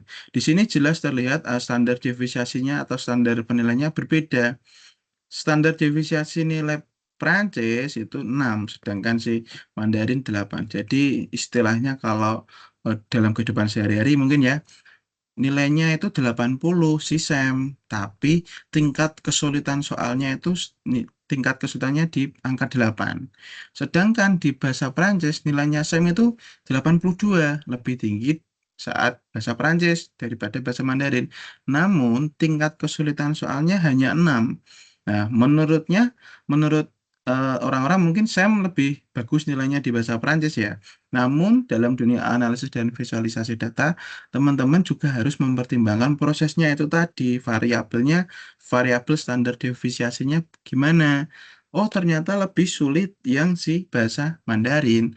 Makanya dalam course ini si Sam jauh lebih bagus ujian Mandarin karena mendapatkan nilai 80 dengan tingkat soal kesulitannya adalah 8. Nah, itu adalah cara membaca sebuah pemahaman dalam analisis visualisasi data menggunakan metode koefisien keragaman dan Z-score. Nah, jadi saya berharap teman-teman nanti jadi paham, oh setelah belajar dengan Pak Danu analisis dan visualisasi data, teman-teman jadi paham, oh ternyata dalam kehidupan sehari-hari ini sebenarnya saya sudah mengalaminya dan cara membacanya pun juga saya sudah pernah melakukannya. Jadi teman-teman tidak perlu khawatir untuk mempelajari analisis visualisasi data karena sebenarnya teman-teman sudah pernah melakukannya, begitu ya. Oke, itu tadi materi yang saya sampaikan kepada teman-teman terkait dengan analisis dan visualisasi data. Selanjutnya kita akan belajar latihan soal. Kemarin teman-teman sudah mengirim ya, mengirim beberapa jawaban begitu. Saya lihat sudah ada 12 peserta yang mengirim jawaban, namun masih ada yang belum juga, masih sekitar, bentar saya cek dulu ya, masih sekitar kurang 10 orang lagi. Saya tunggu sampai dengan tanggal 3 November, karena batas waktunya di tanggal 3 November sebelum jam 3. Jadi nanti akan saya nilai, eh, saya akan melihat outputnya dan juga proses melakukan codingnya. Karena saya lihat ada beberapa teman-teman di kelas yang codingnya itu mungkin dari teman yang lain ya, begitu. Tapi tidak apa-apa, karena masih awal, nanti saya juga akan menjelaskan bagaimana cara membaca codingnya. Jadi teman-teman ketika melakukan shortcode di RStudio atau di RGUI itu tidak hanya copy paste atau langsung menjawab begitu ya, tapi memahami betul apa yang teman-teman lakukan coding atau script begitu. Oke, kita akan lanjut eh, mencoba mengerjakan contoh soal di soal yang akan saya berikan. Contoh soalnya ini hampir mirip dengan yang kemarin ya, cuman ini nilainya jauh berbeda. Kemarin juga sempat ada yang nanya, Pak, kok ini ada 114 ya, begitu. Ada yang 114, ada yang 14. Nggak apa-apa, nanti tetap saya nilai, karena saya sudah memiliki jawabannya, jadi tenang saja, tetap saya nilai secara benar, begitu ya. Oke, eh, kita akan mencoba mengerjakan contohnya seperti soal ini. Kita skip dulu ya. Nah, misalnya kita akan menyiapkan si R-nya dulu ya. Kita siapkan si R begitu. Ya, di sini pakai RGUI dulu karena ada beberapa teman-teman yang kemarin masih bingung cara install R-nya, ada yang masih error dan ada yang sudah berhasil. Nah, jadi ada yang masih pakai GUI, ada yang masih pakai Studio, nggak apa-apa karena deadline-nya mengerjakan tugas juga mepet. Kita akan mencoba cara menjawab pertanyaan ini. Nah, tabelnya ini sudah teman-teman dapatkan. Biasanya dalam tugas saya juga memberikan tabel Excel-nya ya. Jadi teman-teman tinggal impor. Jika yang pakai RStudio di sini bisa diklik file impor begitu ya. Kalau di RGUI ini belum ada. Jadi untuk teman-teman yang awal di dunia programming masih tanya-tanya, Pak, itu caranya gimana sih ya? Teman-teman bisa meminta bantuan dari aplikasi tambahan ya, ini biasanya saya pakainya sih Notepad++ ya, di mana teman-teman juga bisa pakai ada Word gitu ya, ada pakai Notepad biasa. Saya pakainya Notepad++. Kenapa pakai Notepad++, Pak? Karena di sini biasanya saya itu membuat arsip codingannya begitu ya. Jadi saya itu kalau ngoding selalu saya arsipkan, selalu saya kasih label. Tujuannya untuk apa, Pak? Tujuannya untuk agar rapi ya. Jadi ketika kita melakukan sebuah eksplorasi atau command prompt dalam dunia coding begitu, membuat shortcode akan terlihat rapi. Nah, karena apa itu tadi? Dalam dunia programming atau analisis data dan juga seorang data analis dan data science, yang dilihat adalah pola. Jadi, saya nanti juga akan melihat pola-pola yang teman-teman sudah kerjakan, pola melakukan shortcode-nya seperti apa. Begitu ya. Oke, kita coba untuk nomor 1. Nomor satunya adalah jawaban harus gunakan R untuk menghitung nilai berikut. Jawaban harus melampirkan hasil kerja di R. Nah, jadi teman-teman harus screenshot istilahnya R-nya ya, begitu ya dalam mengodingnya. Kita harus melakukan yang pertama adalah deklarasi. Jadi teman-teman kalau pernah belajar matematika di SMP begitu ya, atau di SMA begitu, biasanya gurunya ini selalu kalau guru matematika dibilang coba diketik dulu, ditulis dulu diketahuinya. Diketahui pertanyaan baru jawaban begitu ya. Nah, dalam dunia programming juga begitu. Apabila kita membuat shortcutnya rapi, itu apabila terjadi kesalahan juga lebih mudah untuk diperbaiki atau dicek begitu ya. Kita harus mendeklarasikan dulu si diketahuinya ini. Ya. Diketahuinya apa, Pak? Nah, ini kita kasih di Notepad++ bisa teman-teman pakai pagar. Ini baru diketik diketahui. Kenapa diketik pakai pagar, Pak? Kayak pagar ini adalah untuk agar tidak terbaca di codingnya atau istilahnya hanya label. Nah, kenapa saya pakai Notepad++ untuk bantuan belajar awal ya, untuk teman-teman bahasa pemrograman R begitu menggunakan Studio. Karena di sini saya bisa setting bahasanya, language-nya. Nah, di sini ya, setting di language. Misalnya teman-teman dulu pernah belajar HTML, nah itu bisa pakai HTML. Atau teman-teman mau belajar bahasa pemrograman PHP begitu atau PHP gitu ya. Atau Python gitu, atau PowerShell atau Perl. Nah, itu bisa sekali. Nah, ini bahasa pemrogramannya tinggal kita setting mau pakai yang mana. Mau pakai C, C++, atau pakai HTML atau PHP atau shortcut biasa begitu ya. Karena kita hari ini belajarnya R dari awal agar tahu maknanya dalam membuat shortcut, maka saya pilih eh, bahasa pemrograman atau language-nya adalah R. Kita ketik R begitu ya. Nah, maka di sini akan berubah warnanya jadi warna hijau. Tadi warnanya hitam jadi warna hijau. Ini sebagai labeling agar tidak terbaca. Lalu yang dideklarasikan apa? Dari soal nomor 1 yang pertama yang diketahui adalah kecepatan dan jarak. Teman-teman bisa search kecepatan begitu ya. Kita deklarasikan kecepatan spasi. Kemudian di R itu rumusnya untuk mendeklarasi adalah kurung buka strip gitu ya. Nah, di Excel-nya biasanya sudah ada Excel-nya ya. Misalnya coba saya cek Excel-nya. Nah, ini misalnya saya punya Excel-nya seperti yang teman-teman kerjakan begitu. Nah, ini teman-teman bisa langsung di kopas aja kalau di R Studio, diimpor begitu ya di filenya. Tapi ada teman-teman yang masih kesulitan, bisa menggunakan metode seperti ini. Jadi kecepatannya di copy, kemudian di sheet baru, di paste, kemudian di transport. Nah, ini nanti akan muncul seperti ini, baru dilempar di rumusnya. Itu misalnya C untuk konsol, kemudian teman-teman bisa kurung buka dan kurung tutup, baru di dalamnya dikasih.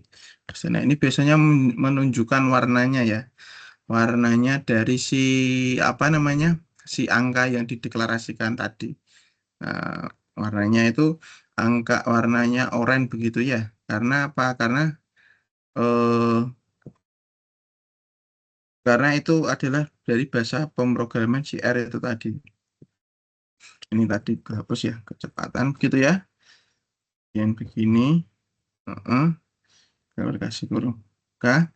Nah, itu tadi teman-teman bisa melakukan kopasnya untuk yang kecepatan. Yang jarak juga seperti itu. Namun apabila ingin diimpor dalam RStudio atau diekspor juga jauh lebih mudah. Shortcut-nya juga sama. Tinggal nanti tampilannya yang dirapikan begitu ya. Di transport begini. Paste. Jadi dalam melakukan coding teman-teman tidak hanya benar tapi juga tahu prosesnya. Nah,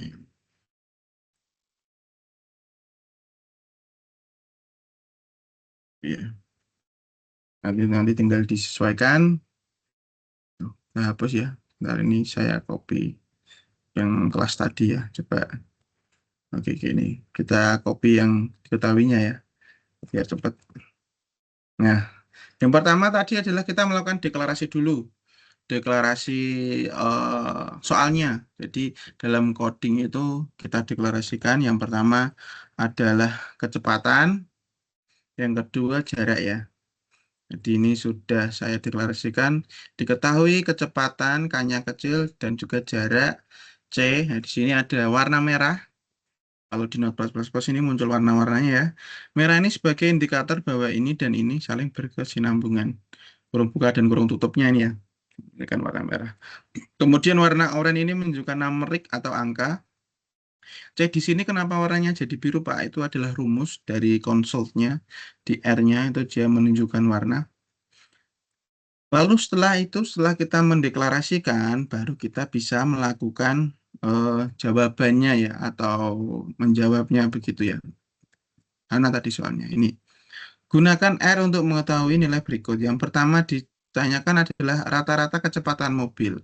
Nah, cara menjawabnya atau mendeklarasikannya, teman-teman pasti sudah paham cara menjawabnya. Saya lihat beberapa jawabannya juga sudah benar. Namun, saya berharap teman-teman tidak hanya melakukan coding dengan benar ya, namun juga paham. Ini saya akan memberikan contohnya ya. Misalnya kita kasih pagar jawab untuk sebagai label. Kita melakukan deklarasi tadi diketahuinya adalah kecepatan dan jarak. Lalu sekarang yang ditanyakan adalah rata-rata kecepatan mobil. Yang ditanyakan adalah rata-rata kecepatan mobil. Kenapa dikasih pagar, Pak? Ya, ini hanya label ya, istilahnya hanya not begitu. Tidak terbaca oleh coding. Rata-rata kecepatan mobil. Sekarang kita akan melakukan jawabannya, yaitu kita harus melakukan deklarasinya, yaitu rata. Misalnya teman-teman rata-rata kecepatan itu deklarasinya rata underscore KCP boleh. Rata underscore KCPTN boleh. Atau rata underscore K, begitu juga boleh. Nah, inilah yang disebut dengan pola dalam melakukan prompt atau coding. Nah, pola ini nanti yang juga saya nilai. Apabila polanya ini konsisten, maka terlihat di situ. Nah, dalam programming atau analisis visual data, ini juga akan terlihat. Misalnya saya menggunakan rata kecepatan, gitu ya, untuk deklarasi yang awal, begitu. Lalu kita kasih rumusnya begini ya, dalam R begitu. Yang ditanyakan adalah rata. Rata itu rumusnya min ya, min atau kecepatan. Nah, ini warnanya akan muncul menjadi biru. Nah, karena ini menunjukkan simbol seperti yang di sini, yaitu simbol rumus begitu. Kemudian dipanggil apa yang kita cari, kecepatan, Pak. Kecepatan sudah dideklarasikan di atas, diketahui ini. Nah, kecepatan. Kita tinggal ketik aja. Nah, maka ini akan muncul di deklarasi karena kita sudah deklarasi di awal. Nah, sebelum kita ketik selesai, dia sudah muncul. Kita tinggal enter. Nah, maka kita akan memanggil si kecepatan di sini dari kecepatan ini. Kurang lebih begitu analisanya ya. Kemudian di kurung tutup, nah, maka akan muncul kurung buka, kurung tutup. Artinya coding ini sudah selesai berhasil dijalankan. Sudah tidak ada yang error begitu, kurang lebih seperti ini. Tapi kita belum tahu karena belum di running di RG-nya. Setelah rumusnya kita dapatkan, baru kita melakukan istilahnya penjawabannya begitu ya, atau captionnya, execute-nya begitu. Kalau caption dalam R itu rumusnya adalah caption. Oh, bukan ya, apa ya? Cat B. Oh, cat. Pakainya caption itu cat ya. Baru kita kasih kurung buka. Jangan lupa dikasih petik 2. Ini sebagai captionnya. Captionnya apa tadi soalnya? Rata-rata kecepatan mobil. Kita bisa ketik rata kecepatan mobil adalah gitu ya. Lalu petik 2 jangan lupa karena dia ada petik 2, di akhir ada petik 2, baru kita kasih koma dalam catnya itu tadi. Kita akan memanggil deklarasi di atasnya, si rata kecepatan. Yang mana rata underscore kecepatan ini sudah memanggil deklarasi kecepatan di atas. Yaitu jadi kita ketik aja rata underscore. Nah, dia muncul ya, otomatis ya. Dan kita enter. Baru kita masukkan satuannya. Kecepatan itu satuannya adalah kilometer per jam. Kita kasih petik 2 begini. Kilometer per jam itu horse ya, horse. Kasih titik. Nah, dalam R, bahasa pemrograman R, teman-teman jangan lupa untuk selalu mengakhiri proses encode-nya seperti ini. Backslash, N, kemudian karena tadi ada petik 2, ini petik 2 juga ya. Nah, jadi backslash N ini adalah untuk mengakhiri N ya, atau N begitu mengakhiri. Karena ini di depan ada kurung buka, maka di belakang juga harus diberi kurung tutup. Nah, kemudian warnanya berubah ya, jadi merah begitu ya. Rata kecepatannya juga tadi sudah dipanggil. Baru habis itu kita bisa melakukan enter. Kita coba di RGUI atau di RStudio-nya pada tampilan code-nya, apakah itu benar. Nah, teman-teman bisa execute di sini, misalnya saya enter dulu ya, biar rapi gitu. Kita paste. Nah, di sini diketahuinya tidak terbaca. Kenapa Pak Danu? Karena ini dikasih pagar. Jadi teman-teman mau nulis apapun gitu ya di sini, kasih pagar itu dia nggak kebaca di shortcode-nya. Kenapa? Karena itu dianggap sebagai label. Lalu kita mendeklarasikan kecepatan dengan K-nya kecil dan juga jarak. Kita deklarasikan yang sama tadi. Jawabannya adalah rata underscore kecepatan min atau rata-rata. Kita manggil si kecepatan tadi yang sudah deklarasikan di awal. Nah, kemudian menggunakan rumus cat. Ini adalah caption begitu ya. Petik 2 ini. Nah, istilahnya caption dalam shortcode-nya. Kita manggil lagi rata underscore kecepatan yang ada di atasnya ini. Baru kita masukkan satuannya yaitu kilometer per jam. Jangan lupa dikasih N. Kita coba. Nah, kalau untuk soal nomor 1, jawabannya adalah rata-rata kecepatan mobil adalah 31 km per jam untuk yang 1A. Oke, teman-teman tinggal buka Word-nya begitu ya. Kemudian di paste. Misalnya jawaban 1A begitu. Teman-teman tinggal buka ini, di paste begitu ya. Lalu kemudian di rapikan begitu. Boleh di R, boleh di RStudio, di RGUI, sama aja. Yang penting saya akan melihat shortcode-nya juga. Untuk jawaban nomor 1A misalnya begitu ya. Kemudian kita mencoba menjawab 1B, Pak. Oke, jawaban 1B. Rata-rata jarak yang ditempuh sebuah mobil ya. Oke, kita kembalikan ke plus atau ke R langsung juga boleh.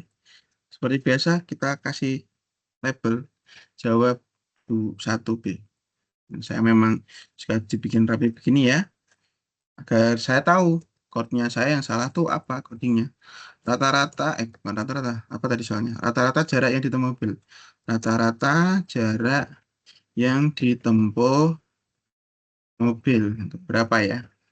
Nah, di atas tadi sudah dideklarasikan dengan menggunakan pola rata underscore kecepatan, begitu ya. Sedangkan di 1B itu yang ditanyakan adalah jarak. Karena saya mempunyai pola rata underscore kecepatan, tidak ada yang saya singkat gitu ya. Ini saya coba deklarasikan lagi. Rata underscore jarak begitu ya. Rata underscore jarak, kurung buka min. Rata-rata berarti juga min. Kemudian kita panggil si jarak. Gitu ya. Jangan lupa dikurung tutup. Kemudian ketik captionnya pakai cat boleh. Petik 2, jangan lupa. Keterangannya adalah rata-rata jarak yang ditempuh mobil. Rata-rata jarak yang ditempuh mobil, begitu ya. Rata-rata jarak yang ditempuh mobil, kemudian kita manggil si deklarasi di atasnya, rata underscore jarak. Nah, ini ada ya, rata underscore jarak. Kemudian kita kasih koma, kita spasi, kemudian kita cari satuannya. Satuannya adalah meter per jam, meter harus boleh. Jangan lupa kita kasih backslash n 2 juga, kemudian kurung tutup. Nah, di sini akan merah begitu ya. Itu adalah jawaban 1B. Kita coba apakah jawabannya benar. Sepertinya salah ya. Ya, kita coba dulu. Oke, kita paste lagi. Nah, di situ ada muncul ya, warna biru ya. Error objek jarak not found. Nah, jadi cara membacanya adalah error. Objek jarak itu enggak terbaca dan rata underscore jarak itu tidak terbaca. Jadi ada 2 error. Yang pertama adalah deklarasi jaraknya tidak ditemukan dan juga deklarasi rata underscore jarak tidak ditemukan. Nah, kenapa ini bisa error, Pak? Nah, jawabannya adalah kenapa? Nah, jadi dalam teman-teman melakukan coding atau pemrogramannya begitu, deklarasi ini juga dipengaruhi dengan detail ya, begitu secara detail karena dia memanggil deklarasi yang di atasnya. Kenapa ini bisa salah? Karena di sini saya mendeklarasi di awalnya J-nya pakai huruf J besar. Kecepatannya memang kecil, tapi memang saya kasih perbedaan di J-nya adalah J besar. Tujuannya agar teman-teman bisa belajar, oh ternyata berbeda satu huruf aja bisa tidak terbaca dan bisa dikategorikan error begitu ya tadi ya.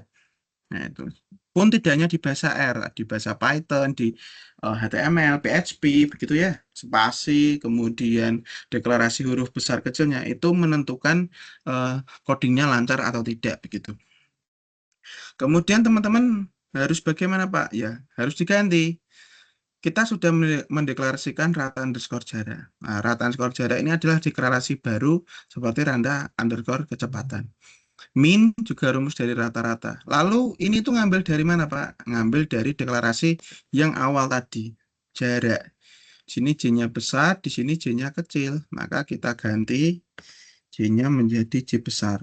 Nah, muncul ya. Oke. Lalu rata underscore jarak. Rata underscore jarak ini mengambil dari yang atas. Nah, ini harusnya sudah betul ya. Kita coba dulu. Kita ganti huruf J besarnya menjadi J kecilnya menjadi J besar. Oke. Jawaban 1B, rata-rata jarak yang ditemui mobil adalah dengan rumus rata underscore jarak min atau rata-rata mengambil dari deklarasi jarak J-nya besar tadi yang di atas. J besar, nah ini ya, J besar, gitu. Kemudian maka akan memunculkan sebuah caption cat atau captionnya memanggil rata underscore jarak di deklarasi di atasnya. Jangan lupa dikasih N, kita coba. Nah, baru bisa. Yaitu hasilnya adalah 84,56 meter begitu. Nah, itu tadi kenapa dalam pemrograman coding saya harap teman-teman tidak hanya benar jawabannya tapi juga paham kenapa ini bisa berjalan, paham kenapa ini bisa error. Jadi teman-teman bisa mendapatkan ilmu lebih begitu ya. Oh, ternyata eh, spasi itu berpengaruh, huruf besar kecilnya deklarasi di awal itu berpengaruh begitu ya. Nah, itu sudah dapat jawabannya, tinggal di eh, pastekan di jawaban 1B. Oke, itu tadi jawaban 1A dan 1B. Itu tadi teman-teman sudah, oh ternyata cara membaca codingnya itu begitu ya Pak ya. Cara membaca codingnya seperti itu. Jadi teman-teman tahu sebab akibatnya, kenapa codingnya nggak jalan, kenapa codingnya jalan. Itu ya.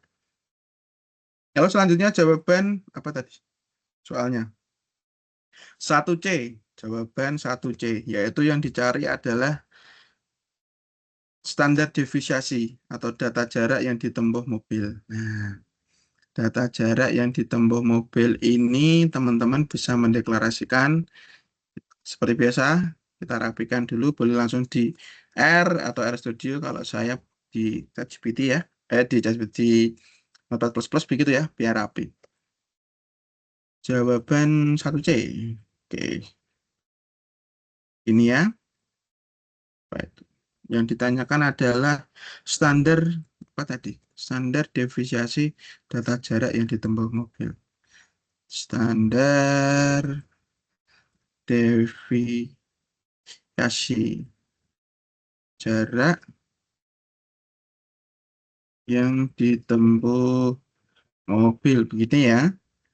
Nggak apa-apa, ini nggak kebaca coding karena sudah saya kasih tagar begitu ya untuk label.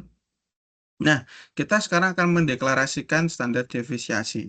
Teman-teman boleh menggunakan standar underscore divisiasi skor jarak gitu ya, boleh pakai std standar divisiasi underscore jarak juga boleh, atau stdj underscore jarak begitu juga boleh. Nah, ini adalah pola di atas. Saya biasanya menggunakan namanya, kemudian saya kasih underscore begitu ya, karena ini panjangan itu saya kasih sd underscore jarak begitu ya. D-nya kecil nggak apa-apa karena ini deklarasi baru, karena kita mau mencari standar jaraknya, standar divisiasinya begitu. Seperti biasa, kurung buka begini strip begitu ya. Kemudian kita cari apa tadi soalnya, standar divisiasi jaraknya ya. Standar divisiasi ini kalau di R ini dia kita ketik SD itu akan muncul warna biru. Nah, seperti ini. Biru ya warnanya. Ini menunjukkan rumus. Nah, di rumusnya ada min karena rata-rata. Standar divisiasi ini munculkan SD. Kalau X script yaitu itu ya, sebagai min rata-rata SD sama apa lagi Z ya. Di skornya itu SD. Pakai SD dulu ya. Kita coba standar divisiasi. Kurung buka, jangan lupa kita mendeklarasi di awal tadi J-nya besar, kita panggil di atas. Oke, ini sudah ada di atas sendiri, kita antar. Kurung tutup, karena yang ditanyakan tadi adalah soalnya jarak, begitu ya. Kemudian kita bikin execute-nya, pakai cat, boleh ini rumusnya. Jangan lupa diberi caption. Soalnya adalah standar deviasi apa tadi? Apa tadi? Standar deviasi data jarak yang ditempuh mobil. Data jarak yang ditempuh mobil begitu ya. Jangan lupa dikasih petik 2 lagi, kemudian dikasih koma. Nah, baru kita panggil deklarasi di atasnya, yaitu kita menuliskan SD underscore jarak. SD, nah ini muncul langsung ya di bawahnya ya. Gini ya. Kita kasih koma, karena jarak itu juga sama, meter satuannya. Meter begitu ya.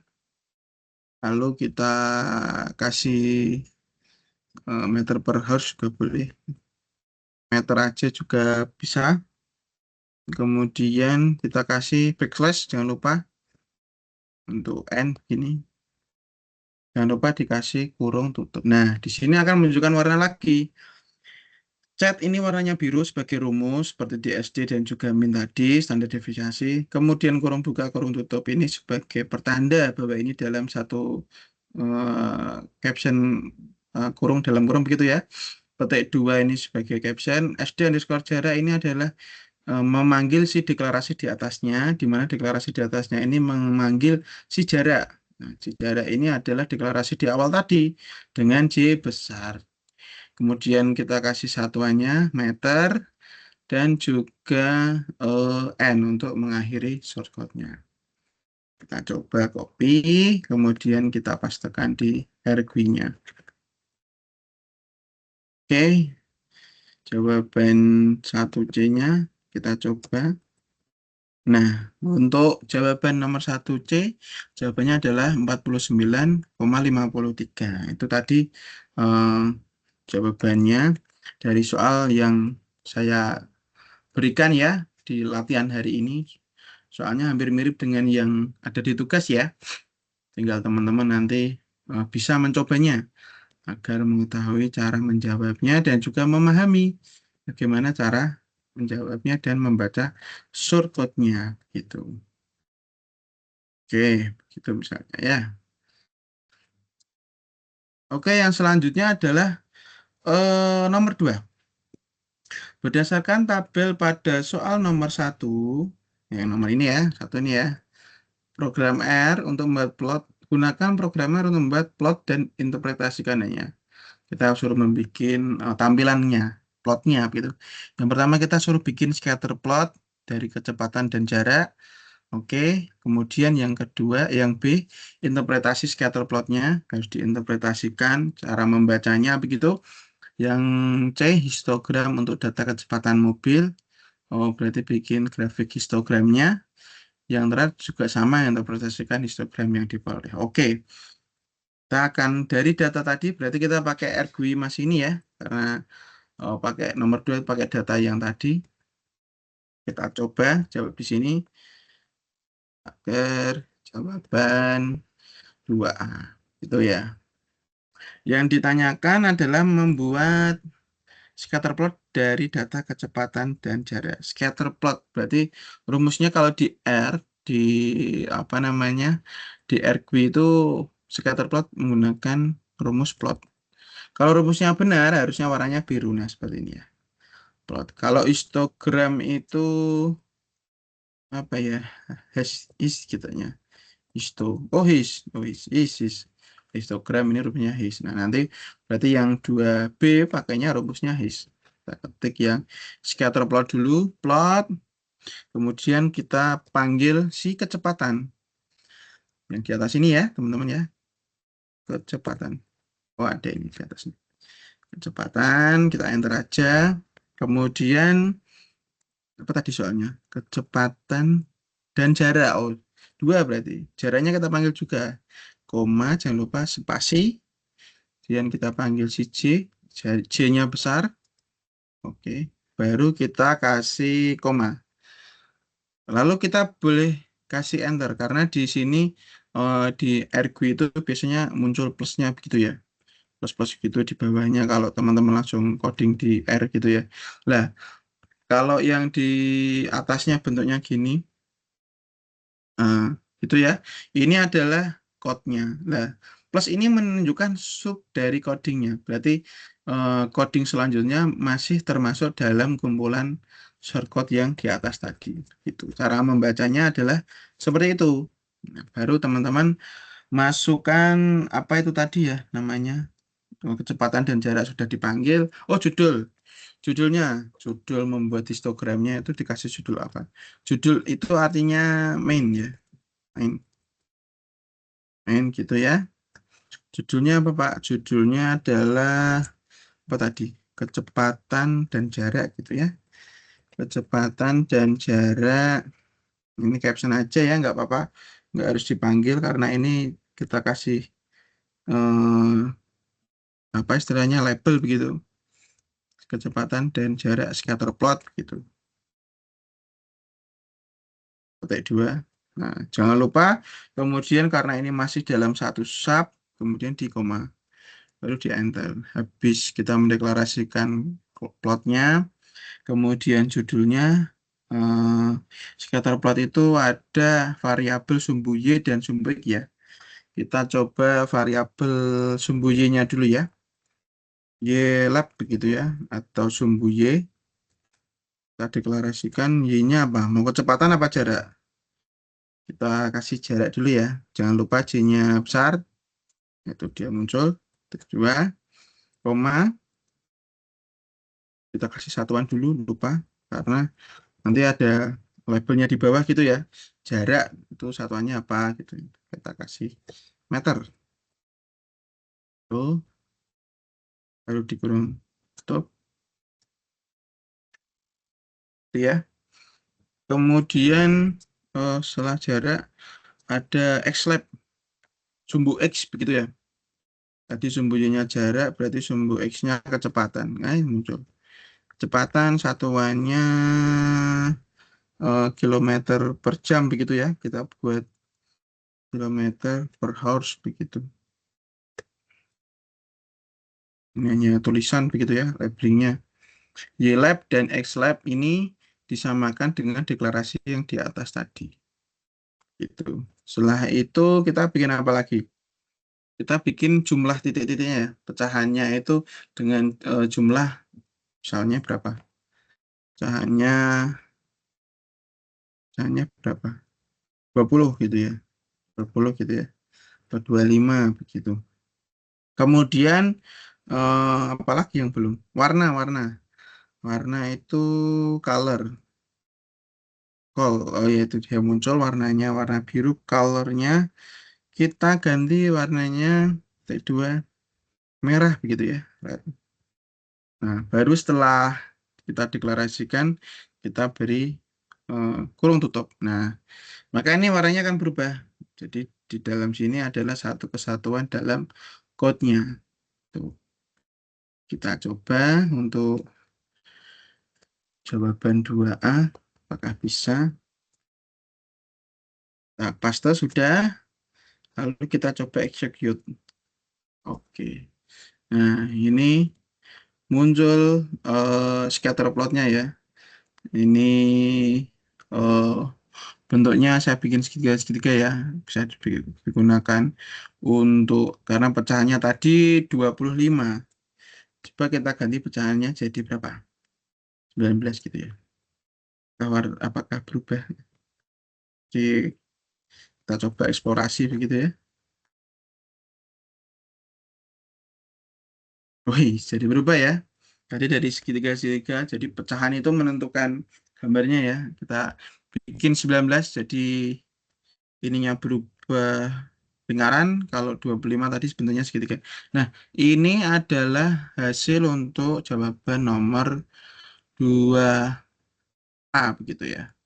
Teman-teman bisa lakukan screenshot, kemudian dipastekan jawaban 2A. Kemudian yang jawaban 2B, interpretasikan scatter plot yang diperoleh. Nah, dari hasil melakukan execute prompt ini, teman-teman juga harus bisa menginterpretasikannya. Interpretasikannya itu seperti mendeskripsikannya begitu ya. 2B, jawaban 2B. Dari data scatter plot di atas, dapat diketahui bahwa jarak dan kecepatan memiliki berapa bla bla bla bla begitu ya. Teman-teman interpretasikan dari hasilnya. Nah, teman-teman harus bisa menganalisa datanya dari outputnya begitu.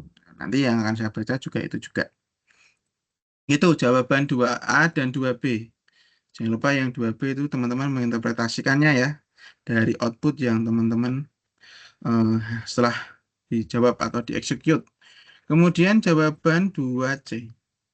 2C ini soalnya apa? Histogram tadi ya. Kita sudah nyari rumusnya HIST tadi ternyata. Kita biasa kita bikin label jawaban 2C. Nah, histogram tadi kita menemukan rumusnya pakai T mungkin ya. Oh ya benar nih. Jadi biru ya. Histogram. Yang ditanyakan apa Pak tadi Pak?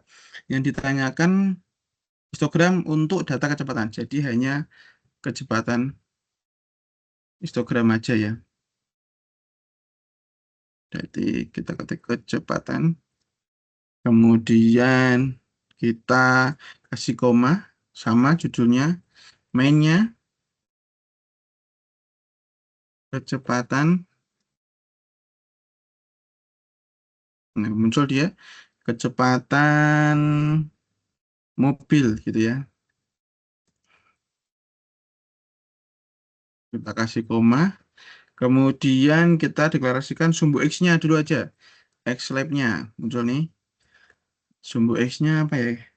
Enaknya itu kita kasih kecepatan dulu ya. Kecepatan. Satuannya meter. Terus dikasih petik 2, selanjutnya sumbu Y-nya, Y-lab-nya. 2. Kita pakai frekuensinya aja. Frekuensi.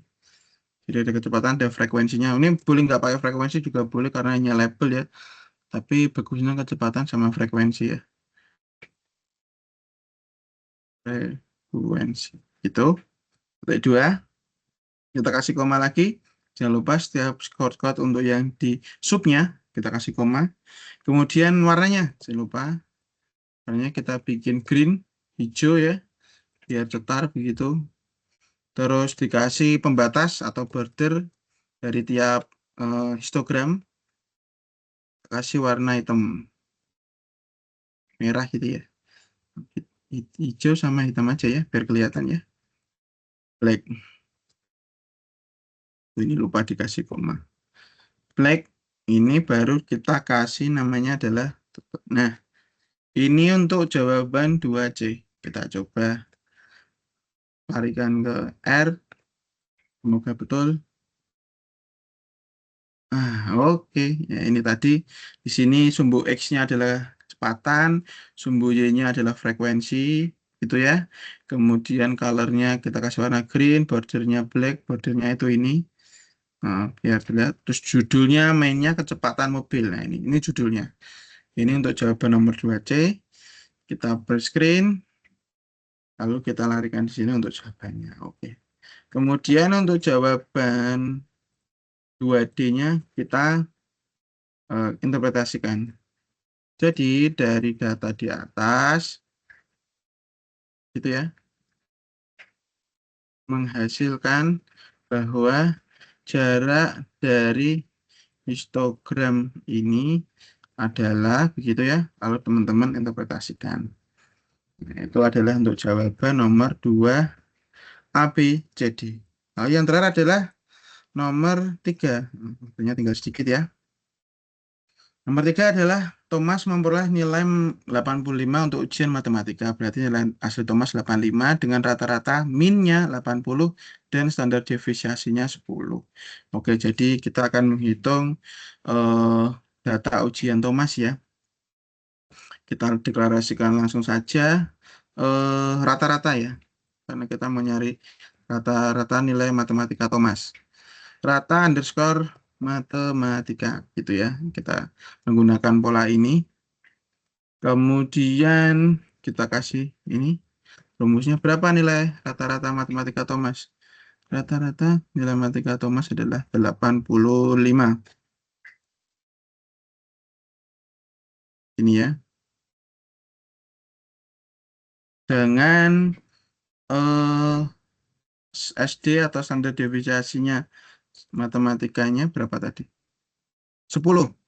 Kita deklarasikan SD underscore matematika. Itu ya. Berapa standar divisinya? 10.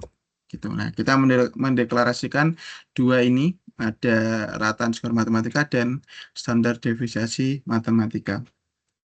Lalu kita mencari rumusnya. Yang ditanyakan adalah koefisien of keragaman. Rumusnya tadi adalah CV, koefisien keragaman, sama dengan S per min dikali 100. Koefisien of keragaman matematika. Itu terus adalah sama dengan apa tadi? SD-nya itu ya, atau standar deviasinya. Nah, ini muncul ya. SD matematika. Enter. Dibagi rata-rata. Rata underscore matematika. Nih. Baru kurung tutup. Kita kali bintang 100%. Oke. Terus kita bikin caption. Cat-nya apa tadi? Koefisien matematika Thomas, begitu ya. B2, kita deklarasikan di awal ini si CV ini. Kita pastikan di sini ya. CV underscore. Nah, muncul ya. Kita koma. Seperti biasa, kita matikan dulu atau kita akhiri codingnya. Karena presentasi satuannya persen, berarti kita kasih persen begini. Jangan lupa kita kasih backslash n, baru kita tutup. Semoga ini bisa ya. Kita coba untuk yang 3A. Oke. Nah, jadi untuk nilai koefisien keragaman si Thomas itu dia adalah nilainya 11,76471%. Kita paste. Teman-teman lempar di Word-nya tadi. Jawaban nomor 3. Oke. Kemudian untuk yang si soal 3B atau si nilai bahasa Inggris Thomas. sama ya rumusnya ya dengan di atas tadi. Teman-teman mendeklarasikan rata underscore bahasa Inggris atau Bing gitu aja. Atau diketik boleh komplit juga boleh. Ini aja biar cepat ya. Sama dengan berapa tadi nilai rata bahasa Inggrisnya? Di soal 85 ya. Nilai bahasa Inggrisnya 85 tuh. Ini ya. Dengan standar deviasinya berapa? Standar deviasinya 8 atau tingkat kesulitannya itu lebih kita deklarasikan SDB ya. Tingkat kesulitannya lebih sulit matematika ternyata.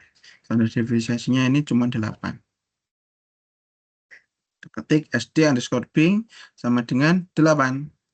Lalu kita masukkan rumusnya. Coefficient of variance bahasa Inggris sama dengan ruang buka standar deviasi si bahasa Inggris tadi spasi dibagi rata underscore bahasa Inggris. Ini ya. Baru kita kasih kurung tutup. Kita kasih bintang untuk dikali 100%. Gitu. Lalu jangan lupa kita bikin caption untuk execute cut-nya. Kurung buka petik 2. Koefisien bahasa Inggris Thomas begitu. Ini nggak apa-apa, ini cuma caption. Nggak terbaca begitu. Di koma. Lalu di spasi kita panggil prom yang atau deklarasi di atasnya. CV underscore Bing ya muncul ya. Baru kita koma sama kita petik 2 dulu. Satuannya adalah persen. Jangan lupa di ini N ya, satunya persen mana tadi? Persen. Kasih backslash dan N untuk mengakhiri. Baru setelah itu kita kurung tutup. Nah, ini kita coba untuk soal yang nomor 3. Mana tadi RQ-nya? Kita paste. Kita enter. Nah, muncul nilai koefisien bahasa Inggris Thomas ini 90,4 gitu ya. 9,411. Teman-teman bisa apel screen. Kemudian dilampirkan di sini. Jawaban selanjutnya berarti 3B itu ya. Ini. Nah, itu tadi cara membuat codingnya teman-teman jadi agar paham begitu ya, tidak hanya melakukan prompt tapi juga paham itu kenapa bisa plot, itu kenapa bisa min, kenapa warnanya hijau, kenapa warnanya biru, kenapa pecahannya diganti 19 segitiga berubah jadi bulat ketika 19, ketika 25, terus kenapa kok tadi nggak bisa kebaca karena deklarasinya berbeda. Nah, harapannya setelah mata kuliah ini, saya berharap teman-teman bisa mempraktekannya dan memahaminya terkait dengan si analisis dan visualisasi data itu tadi ya. Ini ternyata sudah jam 5 begitu. Mungkin sebelum saya akhiri ada yang ingin ditanyakan dari teman-teman, mungkin ada yang belum paham atau yang belum absen begitu ya, silakan absen dulu. Saya berharap teman-teman tahu gimana cara membaca codingnya tadi ya, biar paham begitu, terus kemudian jenis-jenisnya dan juga beberapa variannya begitu. Ada yang ingin ditanyakan sebelum kita akhiri?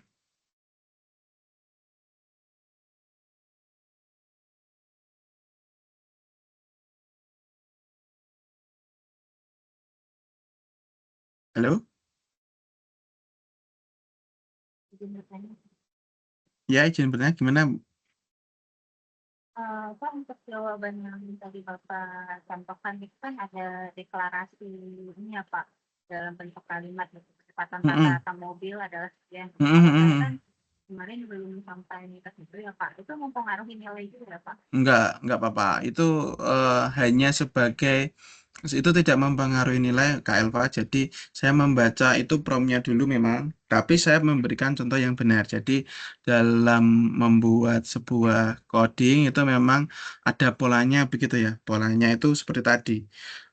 Memang untuk di awal ini masih tidak apa-apa ya, karena nanti tetap saya kasih nilai sesuai dengan hasilnya begitu. Saya sudah memiliki jawabannya. Untuk deklarasi labelnya itu sebenarnya sifatnya hanya penambahan. Dan ini untuk pertemuan tugas 1 belum saya lakukan seluruhnya ya. Karena nanti di pertemuan-pertemuan selanjutnya baru saya akan melihat polanya dari teman-teman. Karena setiap orang itu memiliki pola menulis saja beda ya, mengetik itu bisa beda begitu. Jadi dalam dunia programming atau codingnya itu untuk analisis visualisasi data juga berbeda. Nah, nanti saya jawab, sementara ini tidak apa-apa ya, tidak mempengaruhi nilai begitu Kak Elva. Ada lagi yang ingin ditanyakan?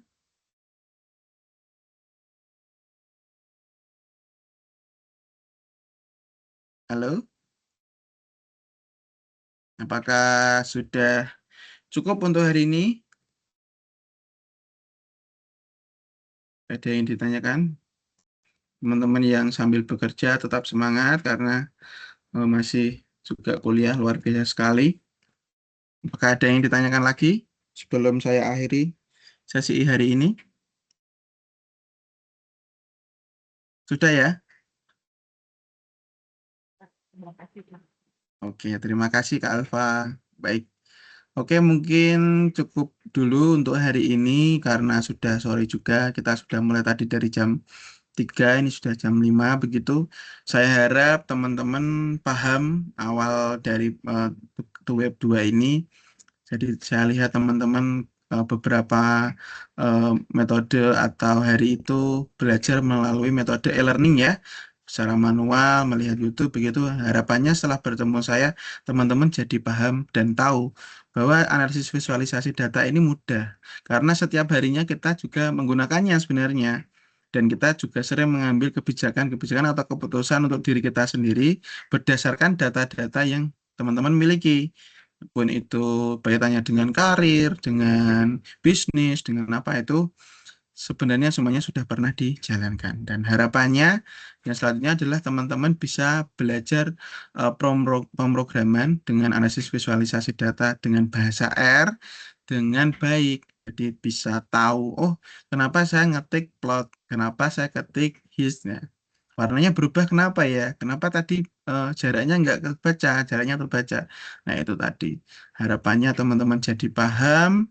Jadi apabila teman-teman dalam dunia bekerja sekarang menjadi IT yang lebih bagus dan juga untuk yang belum diterjun di dunia IT, misal ingin jadi data analis, data science atau menjadi programming atau ingin menjadi pekerja remote begitu ya di industri IT begitu. Nah, teman-teman sudah memiliki basic yang bagus begitu harapannya. Mungkin itu dulu yang bisa saya sampaikan untuk The Web 2 hari ini. Sekali lagi terima kasih sudah mengikuti kelas saya. Semoga kesempatan hari ini atau ilmu hari ini bisa bermanfaat untuk teman-teman. Saya akhiri. Wassalamualaikum warahmatullahi wabarakatuh. Waalaikumsalam warahmatullahi wabarakatuh. Terima kasih, Pak. Ya, semangat, semangat untuk yang kerja dan kuliah. Pokoknya luar biasa ya, semangat terus. Siap, Mas Joli. Oke, nanti saya nilai. Siap. Oke. Silakan yang belum apa? Absen bisa absen, yang sudah absen terima kasih. Boleh live.